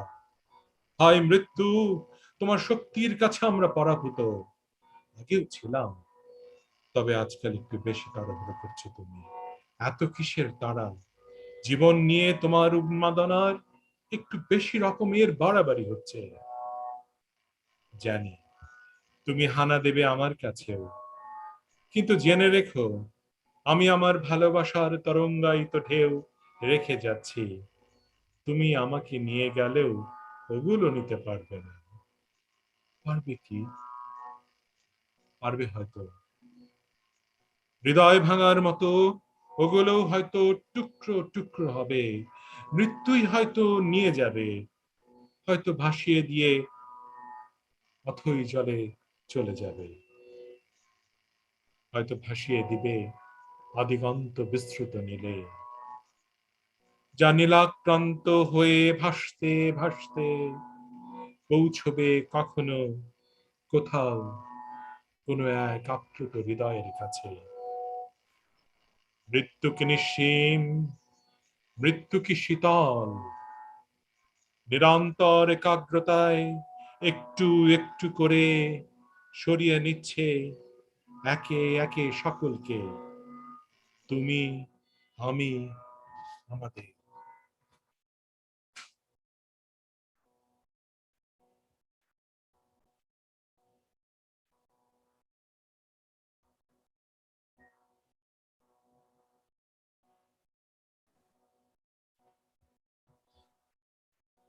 I'm reading the poems.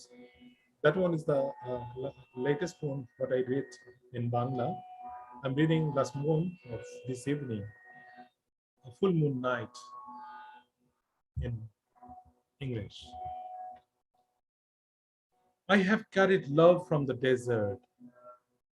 I have carried love from the sea. I have carried love from the mountain.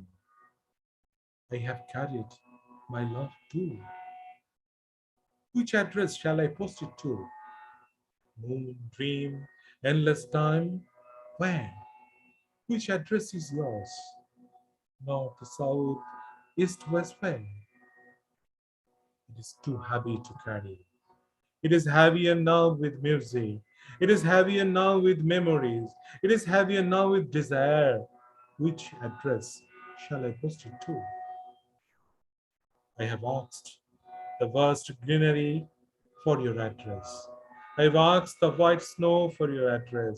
I have asked the waterfall for your address. None of them knows your address. I have kept all my love in the sky, surrounded by glittering stars, just next to the moon. On a night of full moon, you can find them there. When you can hear the music of the river, when you smell the scent of the roses, when you feel the breeze on your face, on a night of the full moon, you can embrace them. Thank you very much. Thank you very much, Amino, for those lovely poems in Bangla and English. In fact, I had a liking to poetry because of you. When I visited Dhaka, you invited me to one of your events, and that is how I got interested. And I must thank very especially you for acceding to our request to have this evening, and also for Brother Habibul Alam from Bangladesh, who encouraged me to have this session, and the former regional director of the European region, Mr. David Mackey, who really encouraged us to go ahead with this session, and this type of session being done, I believe, for the first time in Scout history. So congratulations and best wishes to all the poets. And now it's time for questions. And there have been some questions on the YouTube chat sessions, and also on Zoom. I would like to invite those who have already placed their questions to please raise your questions to the relevant poets. Ms. Niria Jimenez of Mexico.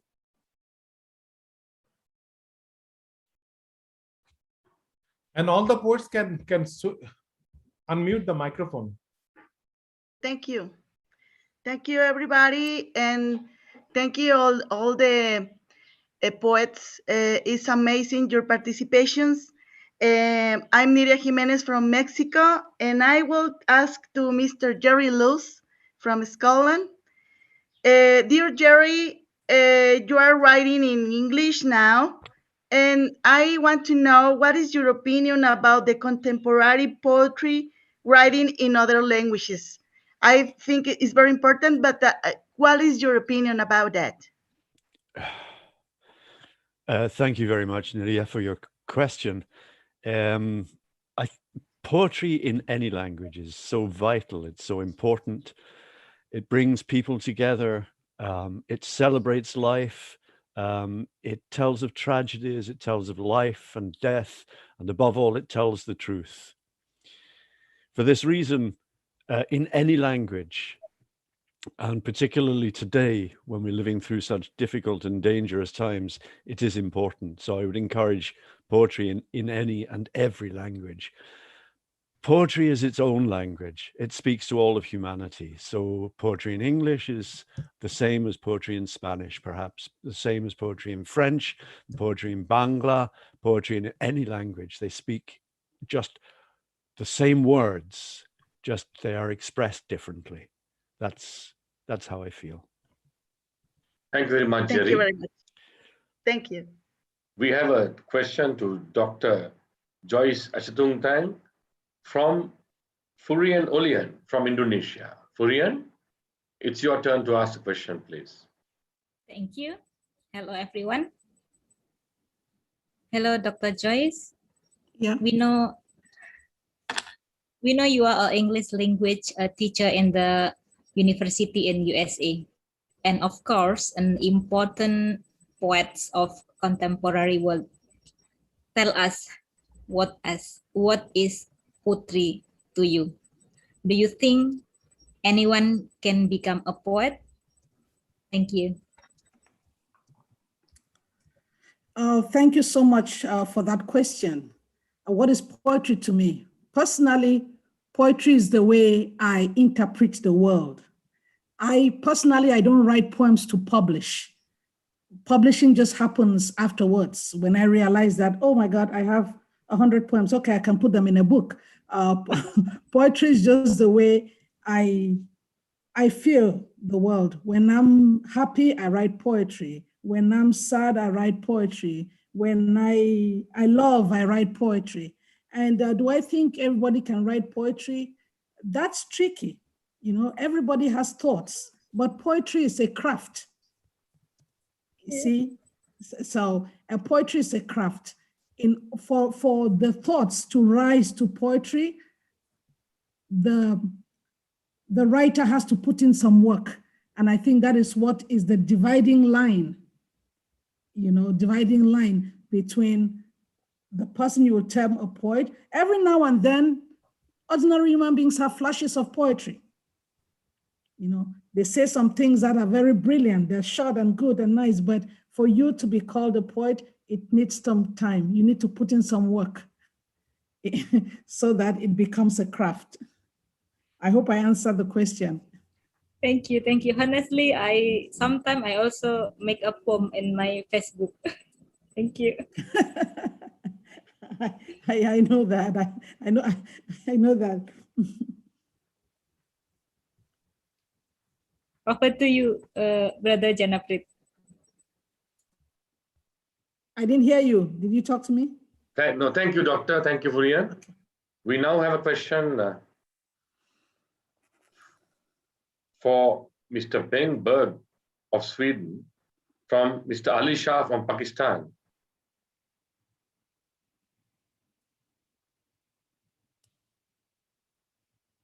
Mr. Ali Shah had posted his question. Are you there, Mr. Ali Shah? Okay. Mr. Ali Shah is not there. We have a question from Mr. Gunaraj from Nepal.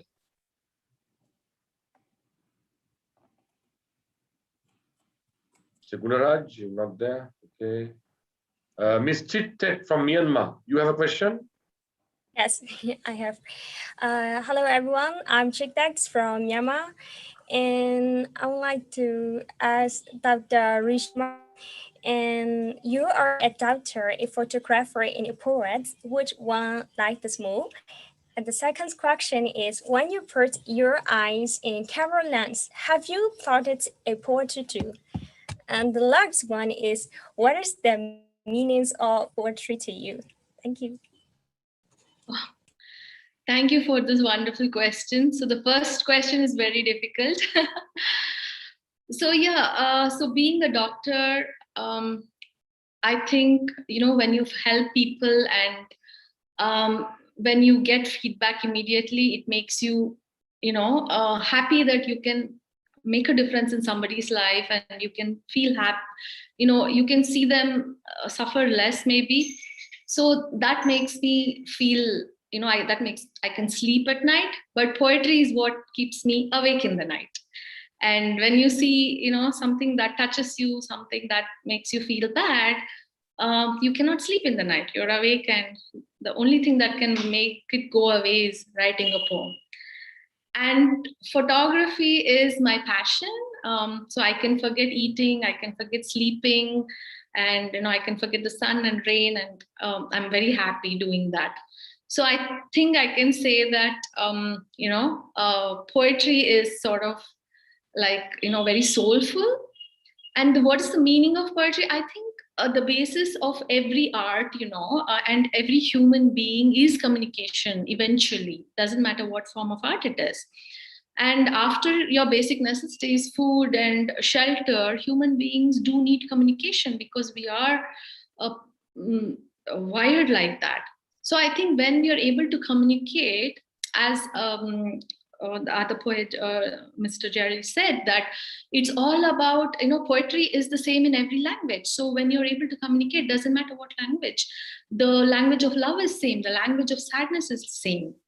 So poetry is a mean of communication. It is way I can express myself, and you know, it's very soulful.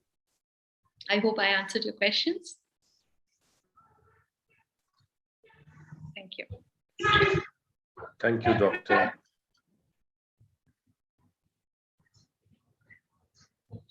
Thank you, Doctor. Gunaraj is back. Gunaraj from Nepal, you have a question for Jonah Berger from Argentina.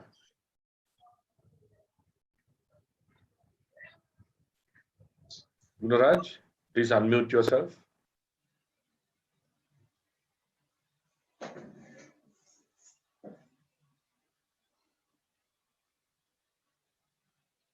Okay, he still cannot be heard.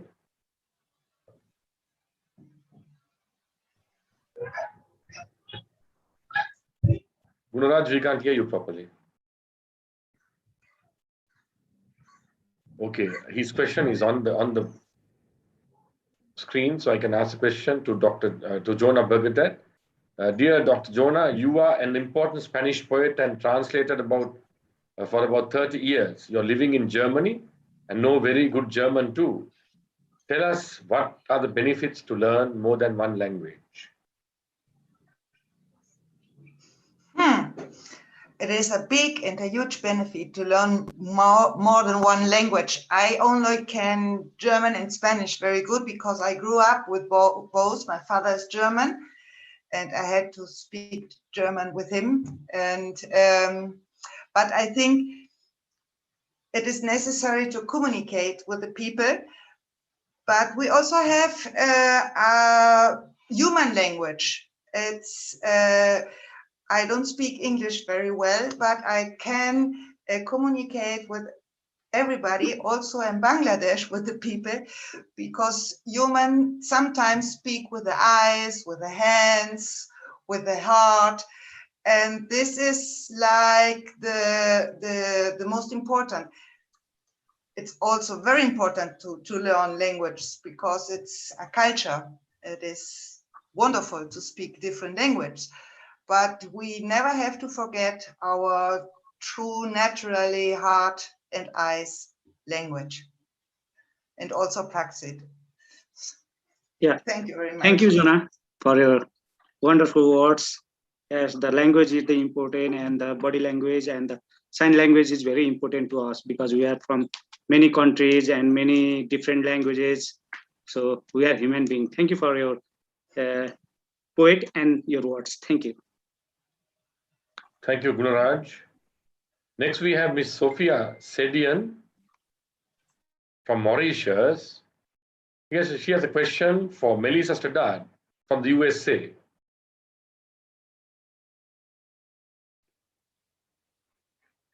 Sophia, are you online?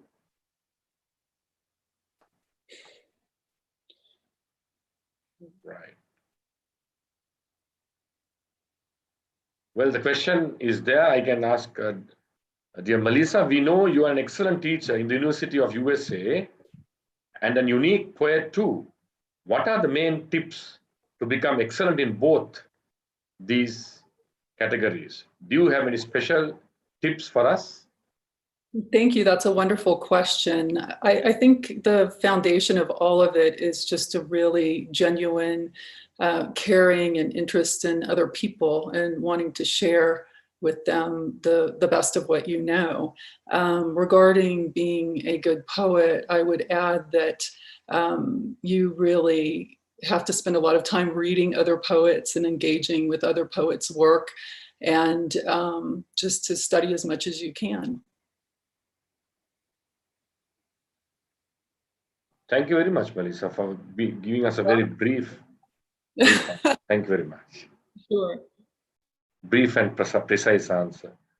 Next, we have Mr. James Paredes from the Philippines. Are you there?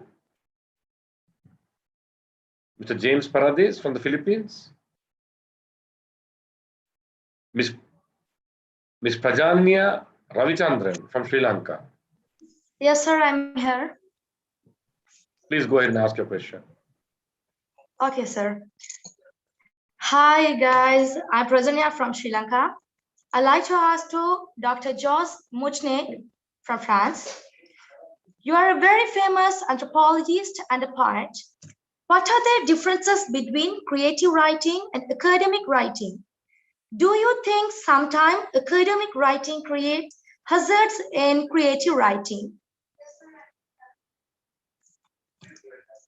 Sir? Thank you very much. Okay. Dr. Jose Muknik, or maybe Jerry could help if it's a language issue. I say, excuse me, but I don't understand very good the question. I prefer if someone, Jerry, can translate me the question in Spanish, or maybe, or to say me slowly the question in English for like this I can understand. Yeah, Jose, you can tell, and Luz Maria Lopez can help you. I will repeat the question slowly in English. This girl has a very important question for you, Jose. You are a very famous anthropologist and a poet. What is the difference between creative writing and academic writing? Do you think sometimes academic writing creates hazards in creative writing? That there is a difficulty when you do both. Then I understand the difference between academic writing and artistic writing. Then if I will to answer fluently, Pia Lopez can translate it after in English, or maybe Jerry can translate in English.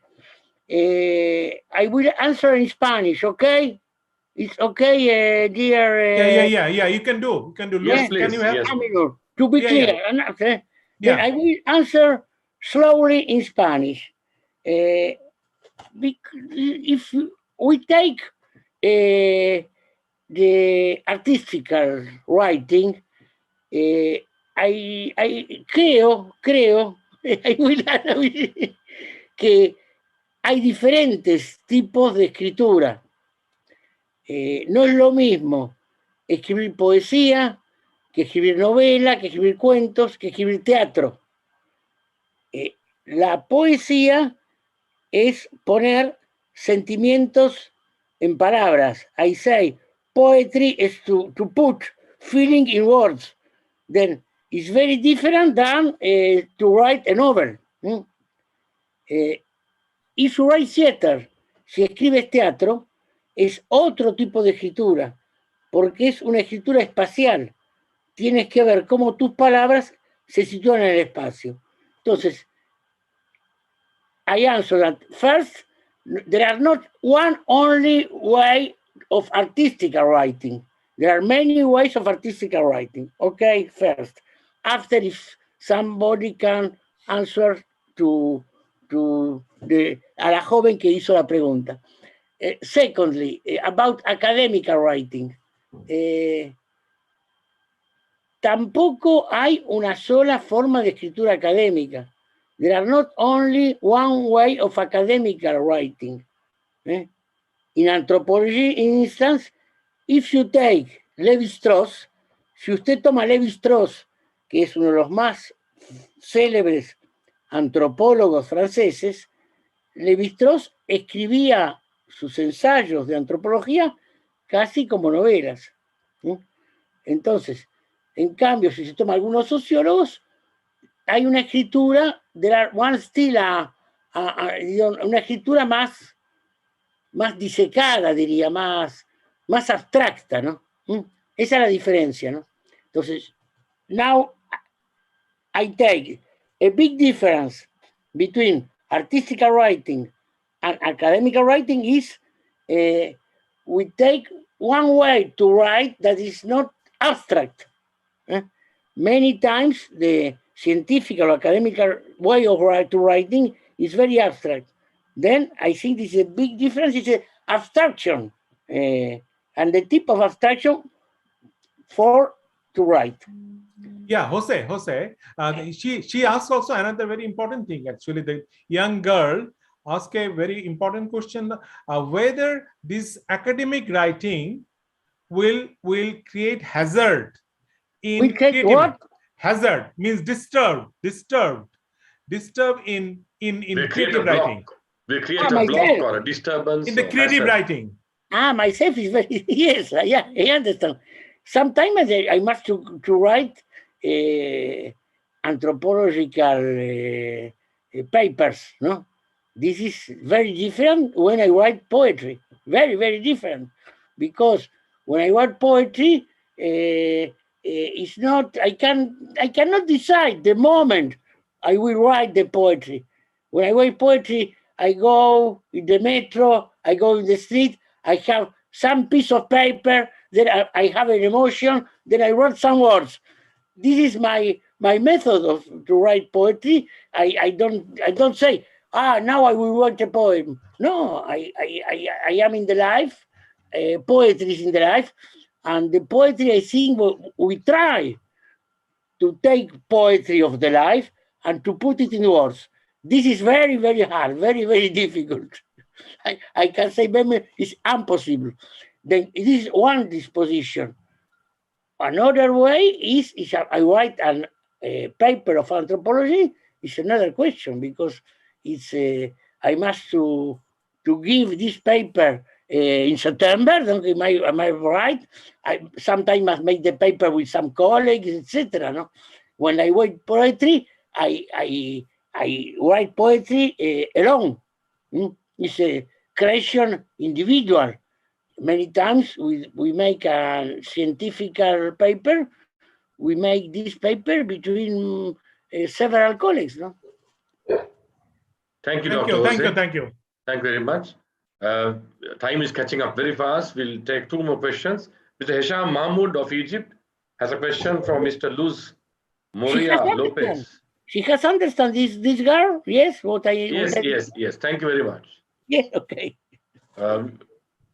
Mr. Hisham Mahmoud, are you there from Egypt?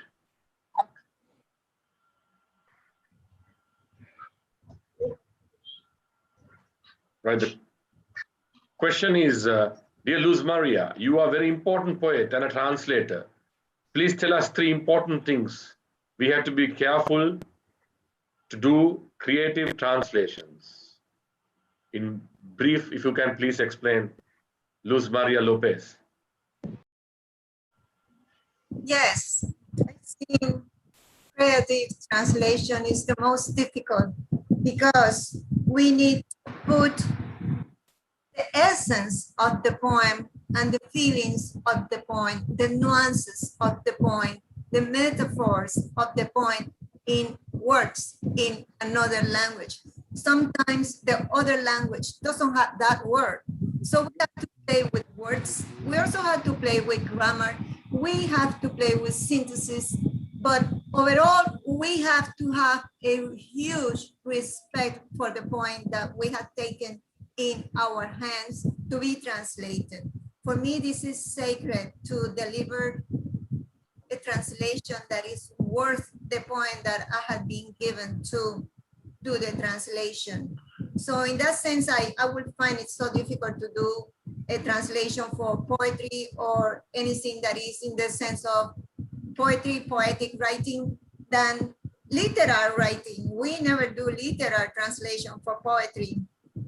We do that for other type of writing. But in poetry, you have to put the feeling and the sense of the poem above all the other words that you are going to translate. Thank you very much, Ms. Luz Maria. Next, we have a question from Mr. Kimti Henge from Cambodia. Are you here, Kimti?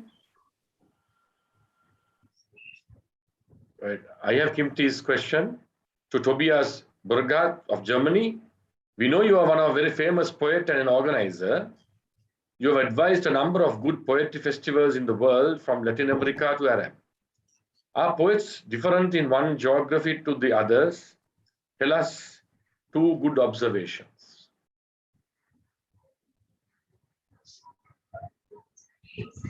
Tobias Berger from Germany. Are you here? Right. Anna, please, can you repeat?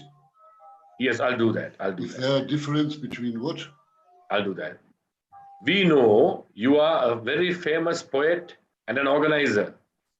You have advised a number of good poetry festivals in the world, including Latin America and the Arab region. Are poets different in one geographical area to others? Tell us your observations, two of your observations. Well, I think every poet is different from the other in one term, but in the other term, it's a great brotherhood of all poets from different areas from the world. And especially I saw that the Latin American poets and the Arabic poets are very similar. They are very emotional and like to speech, and the behavior is very similar. Even the languages and the cultures are so different. So I can speak for the brotherhood, and that the poets from the different parts of the world are one family. Thank you very much. One family, all poets, like scouts, are brothers, whatever part of the world. And the Poets festivals are like jamborees. I have noticed that the poets are very united brotherhood in one family. Well, there's a question for Bengt Berg of Sweden. You're a very famous poet, Bengt Berger. Few years back, you were a parliament member in Swedish parliament. Would you please differentiate between poetry and politics? Very interesting. Which one is more important to you? Bengt Berg, whether politics or poetry is more important?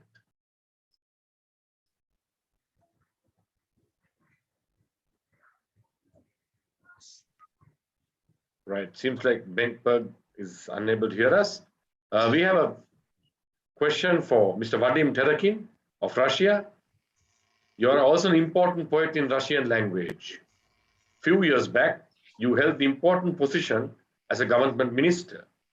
When a poet becomes a minister, does it hamper your creativity? How did you manage it? Okay. Poetry is my life. Minister is my job. I think that any person with literary talent can become a poet. It does not depend on the position that he holds. A poet can be a poor man, and a poet can be a king. A poet is vocation, a divine gift. The whole history of literature speaks about this. For example, the Russian poet Gavril Державин was a senator, and another Russian poet, Sergei Yesenin, was from the peasants. There are many such examples. So it all depends on whether a person has a talent and the condition for its development. The muse can kiss anyone. I have many friends, poets in the world. They have a different profession, but we are a poetry family. Okay? Thank you very much. Very interesting. Poetry is your life. Scouting is our life. We are poetry family. Lot of comparison. Yes. Yes, yeah. Next question is to Daleila. We all know you are a very famous poet. Tell us first how many languages you know, which language you like the most. This question was from, 1 minute please. This question was one from Sri Lanka, Vinudi Sahansa.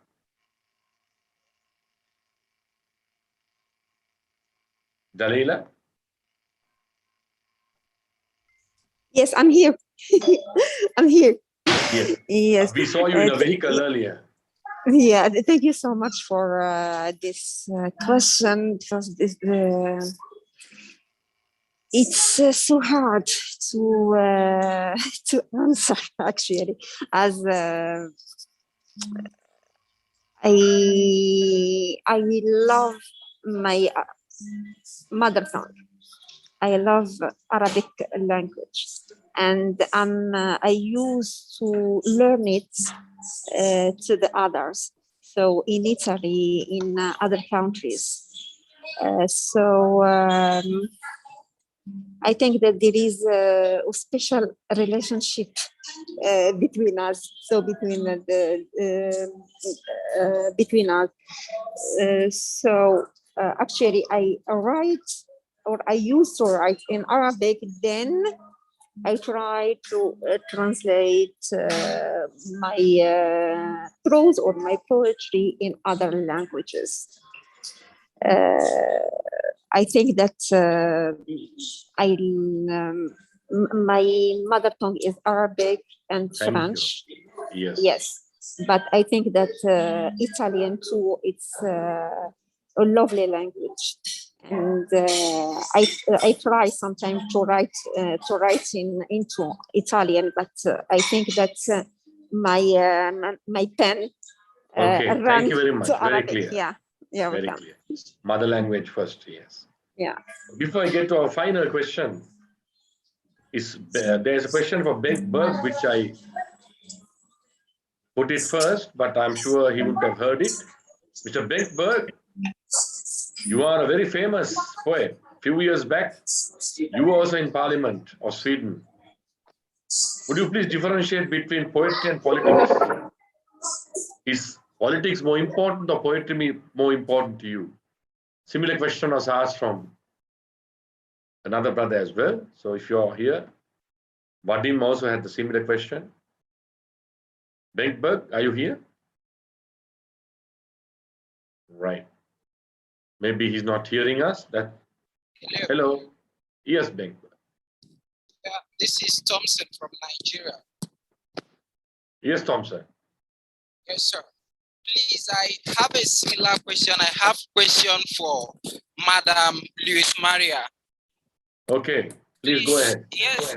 Yeah, please, I want to ask her if I am to translate a language in such a way that my people who are not fluent with this language got to hear about it. How do I do this? How? Because it takes people time to really learn languages. Please, how can you start from the basics to translate languages to a layman knowledge who have never heard this language before? Thank you very much.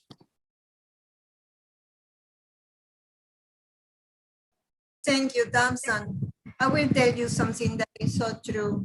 When you become a translator, you have to have great knowledge of the other language as much as your own language, because this is the only way you can actually produce or do or deliver a translation that is worth the original language. Otherwise, it is very difficult because it's not only words, it's about grammar, it's about synthesis, it's about fully understanding the other language, and also the respect for the form and the way the other poet wants to express the poem. In order to do a translation, you have to have control of the language, the other language that you are working on. This is why I only translate Spanish or English, because these two languages are, for me, are the languages that I have full control of it.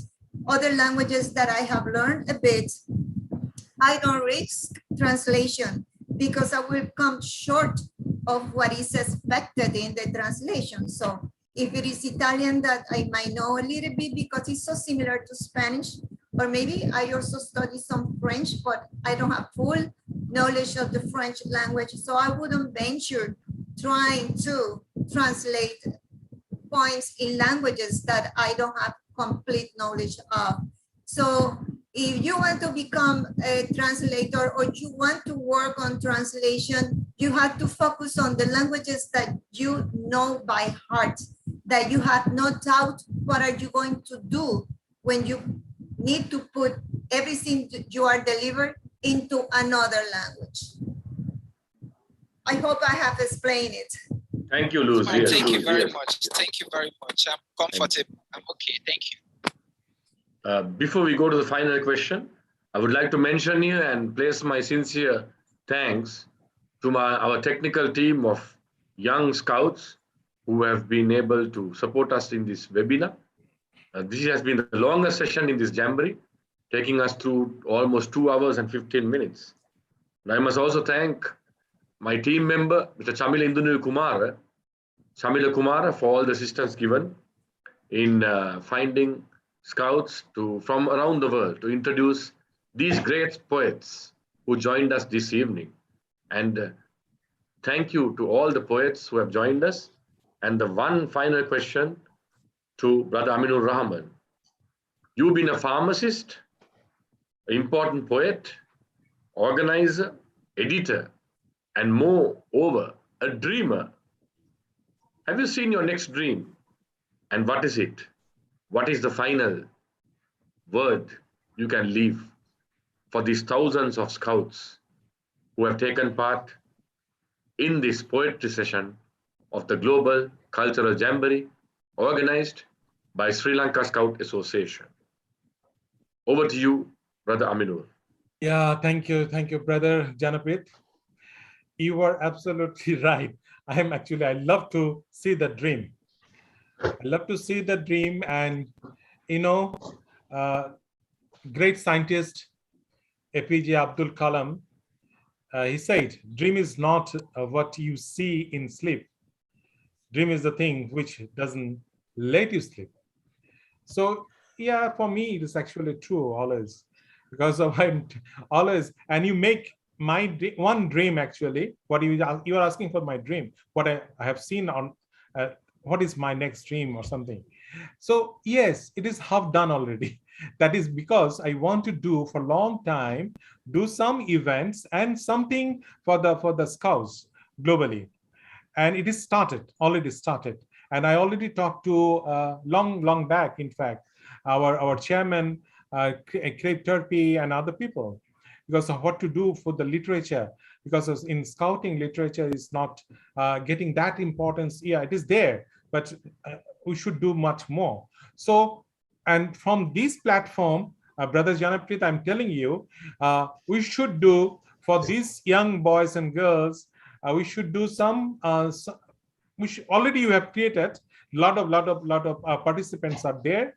And if we can make a platform for them for future literature, particularly the poetry and the stories and the novel, whatever it may be, and it will be helpful for the movement as well as for the literary world. And my what you are asking, my dream, yes, I want to make a real big good anthology of poetry for the writing. All the writers will be the scouts all over the world, and we have succeeded because of, in this platform, a lot of languages are there. Because of in scouting, we are using 5 languages, means English, Spanish, then French, then Arabic, Russian, and other languages. So these are the language already is there. So that is my first, another dream, to make an anthology of 5 languages at least. And those who are young boys and girls, those who are writing in poetry, those who are writing poetry, they should contribute, and we should do a competition for writing in future. That is my, really, in this crowd, I'm telling you, come and just be joined together, and I'm sure we can win the world, and we can write, we can win, and make this world better. And thank you, Janaprit and the full team. And you already initiated this platform for these young boys and girls, and I'm sure in future you should do more, and we are always with you. So go ahead, Janaprit, Fernando, we are with you. Thank you, Aminur. We laid Mr. the Janaprit, foundation. can I ask a question? Yes, please. Yes, Frederick. Please. Yes, Frederick, please go ahead. Frederick, yes, please. Maybe he lost connection. Thank you, Aminur. Yeah, yes. Okay, yeah, I'm here, I'm back. I can hear you. Go ahead, Frederick. Yes, yeah. I have one question that regarding poetry and messenger of peace. So I understand we scouts, we are all messengers of peace. So how can we integrate, how can we incorporate poems and messengers of peace?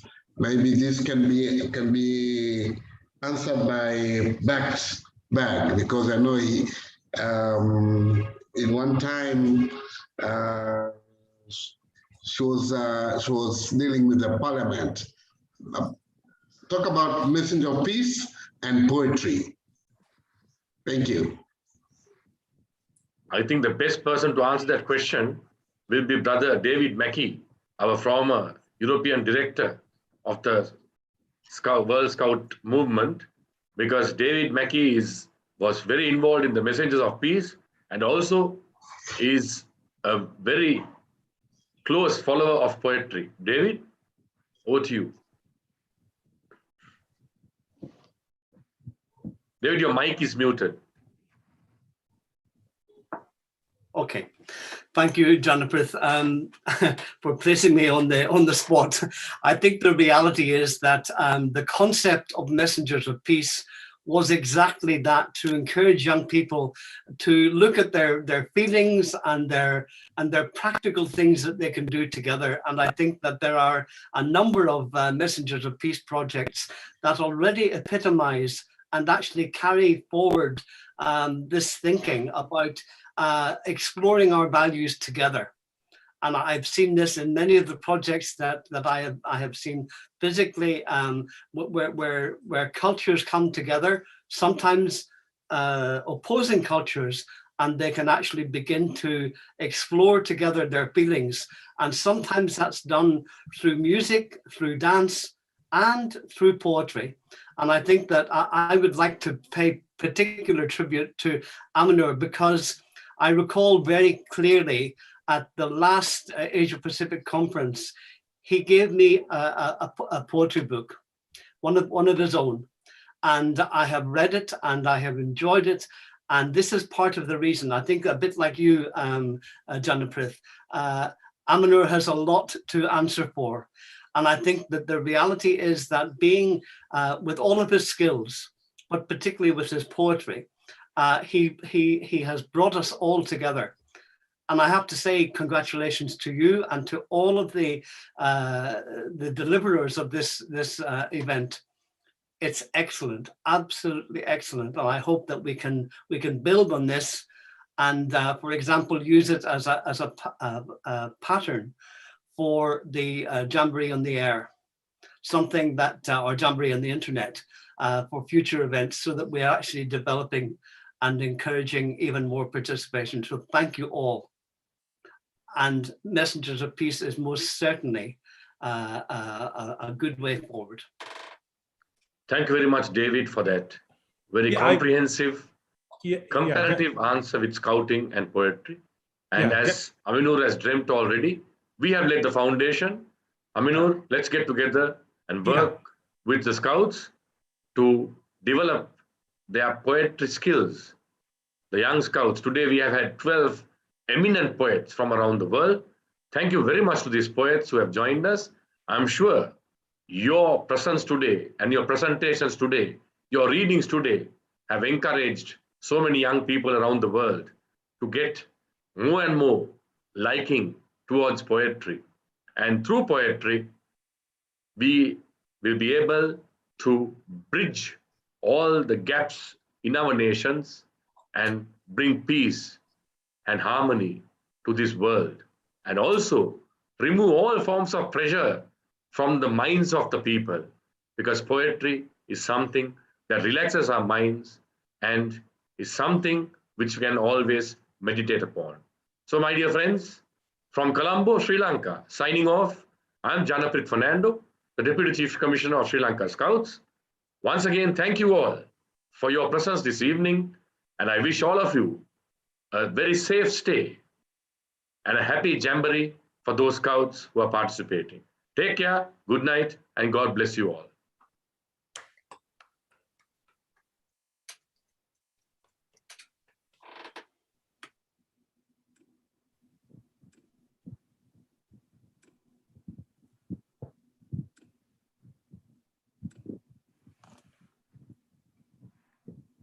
So we are leaving now. We're off. Yeah, it's all. Thank you so Thank much. you, It was thank you. so wonderful. Thank you, all the friends. Amino. Thanks, Joyce. It's Thank you, wonderful. Aminur. Thank you, dear Vadim. friends. Thank you, Jarbir. Thank you, organizers. Thank you for joining. Thank you very much. It's a great honor for us. Thank you, Thank dear you so friends. much, Thank other you. poets who have I hope come. to see you again. Yes, we'll do, Sure. definitely. Yes. Great honor for us. Bye-bye. Bye. Stay safe. See you soon. Adios. Adios, Thank you, Aminur. amigos. Thank Thank you, you, Aminur. thank you, everyone. Gracias. Thank you, Merci. Vadim. See.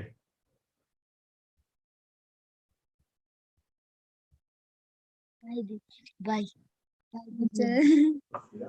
Good night, sir. Okay, Marisa. Good night, children. Take care. Stay safe. Good night. Thank you Good for night. Good night, children. Good night. Enjoy the jamboree. Join the talent show. Join the talent show. The campfire will be held now. Join them. Enjoy the evening. Thank you. Thank you. Bye, Christine. Bye-bye. Bye. Bye. Bye. Thank you for the presentation. You're welcome. Thank you for joining. Thank you, Vinudi, for that question, for the introduction. Thank you very much.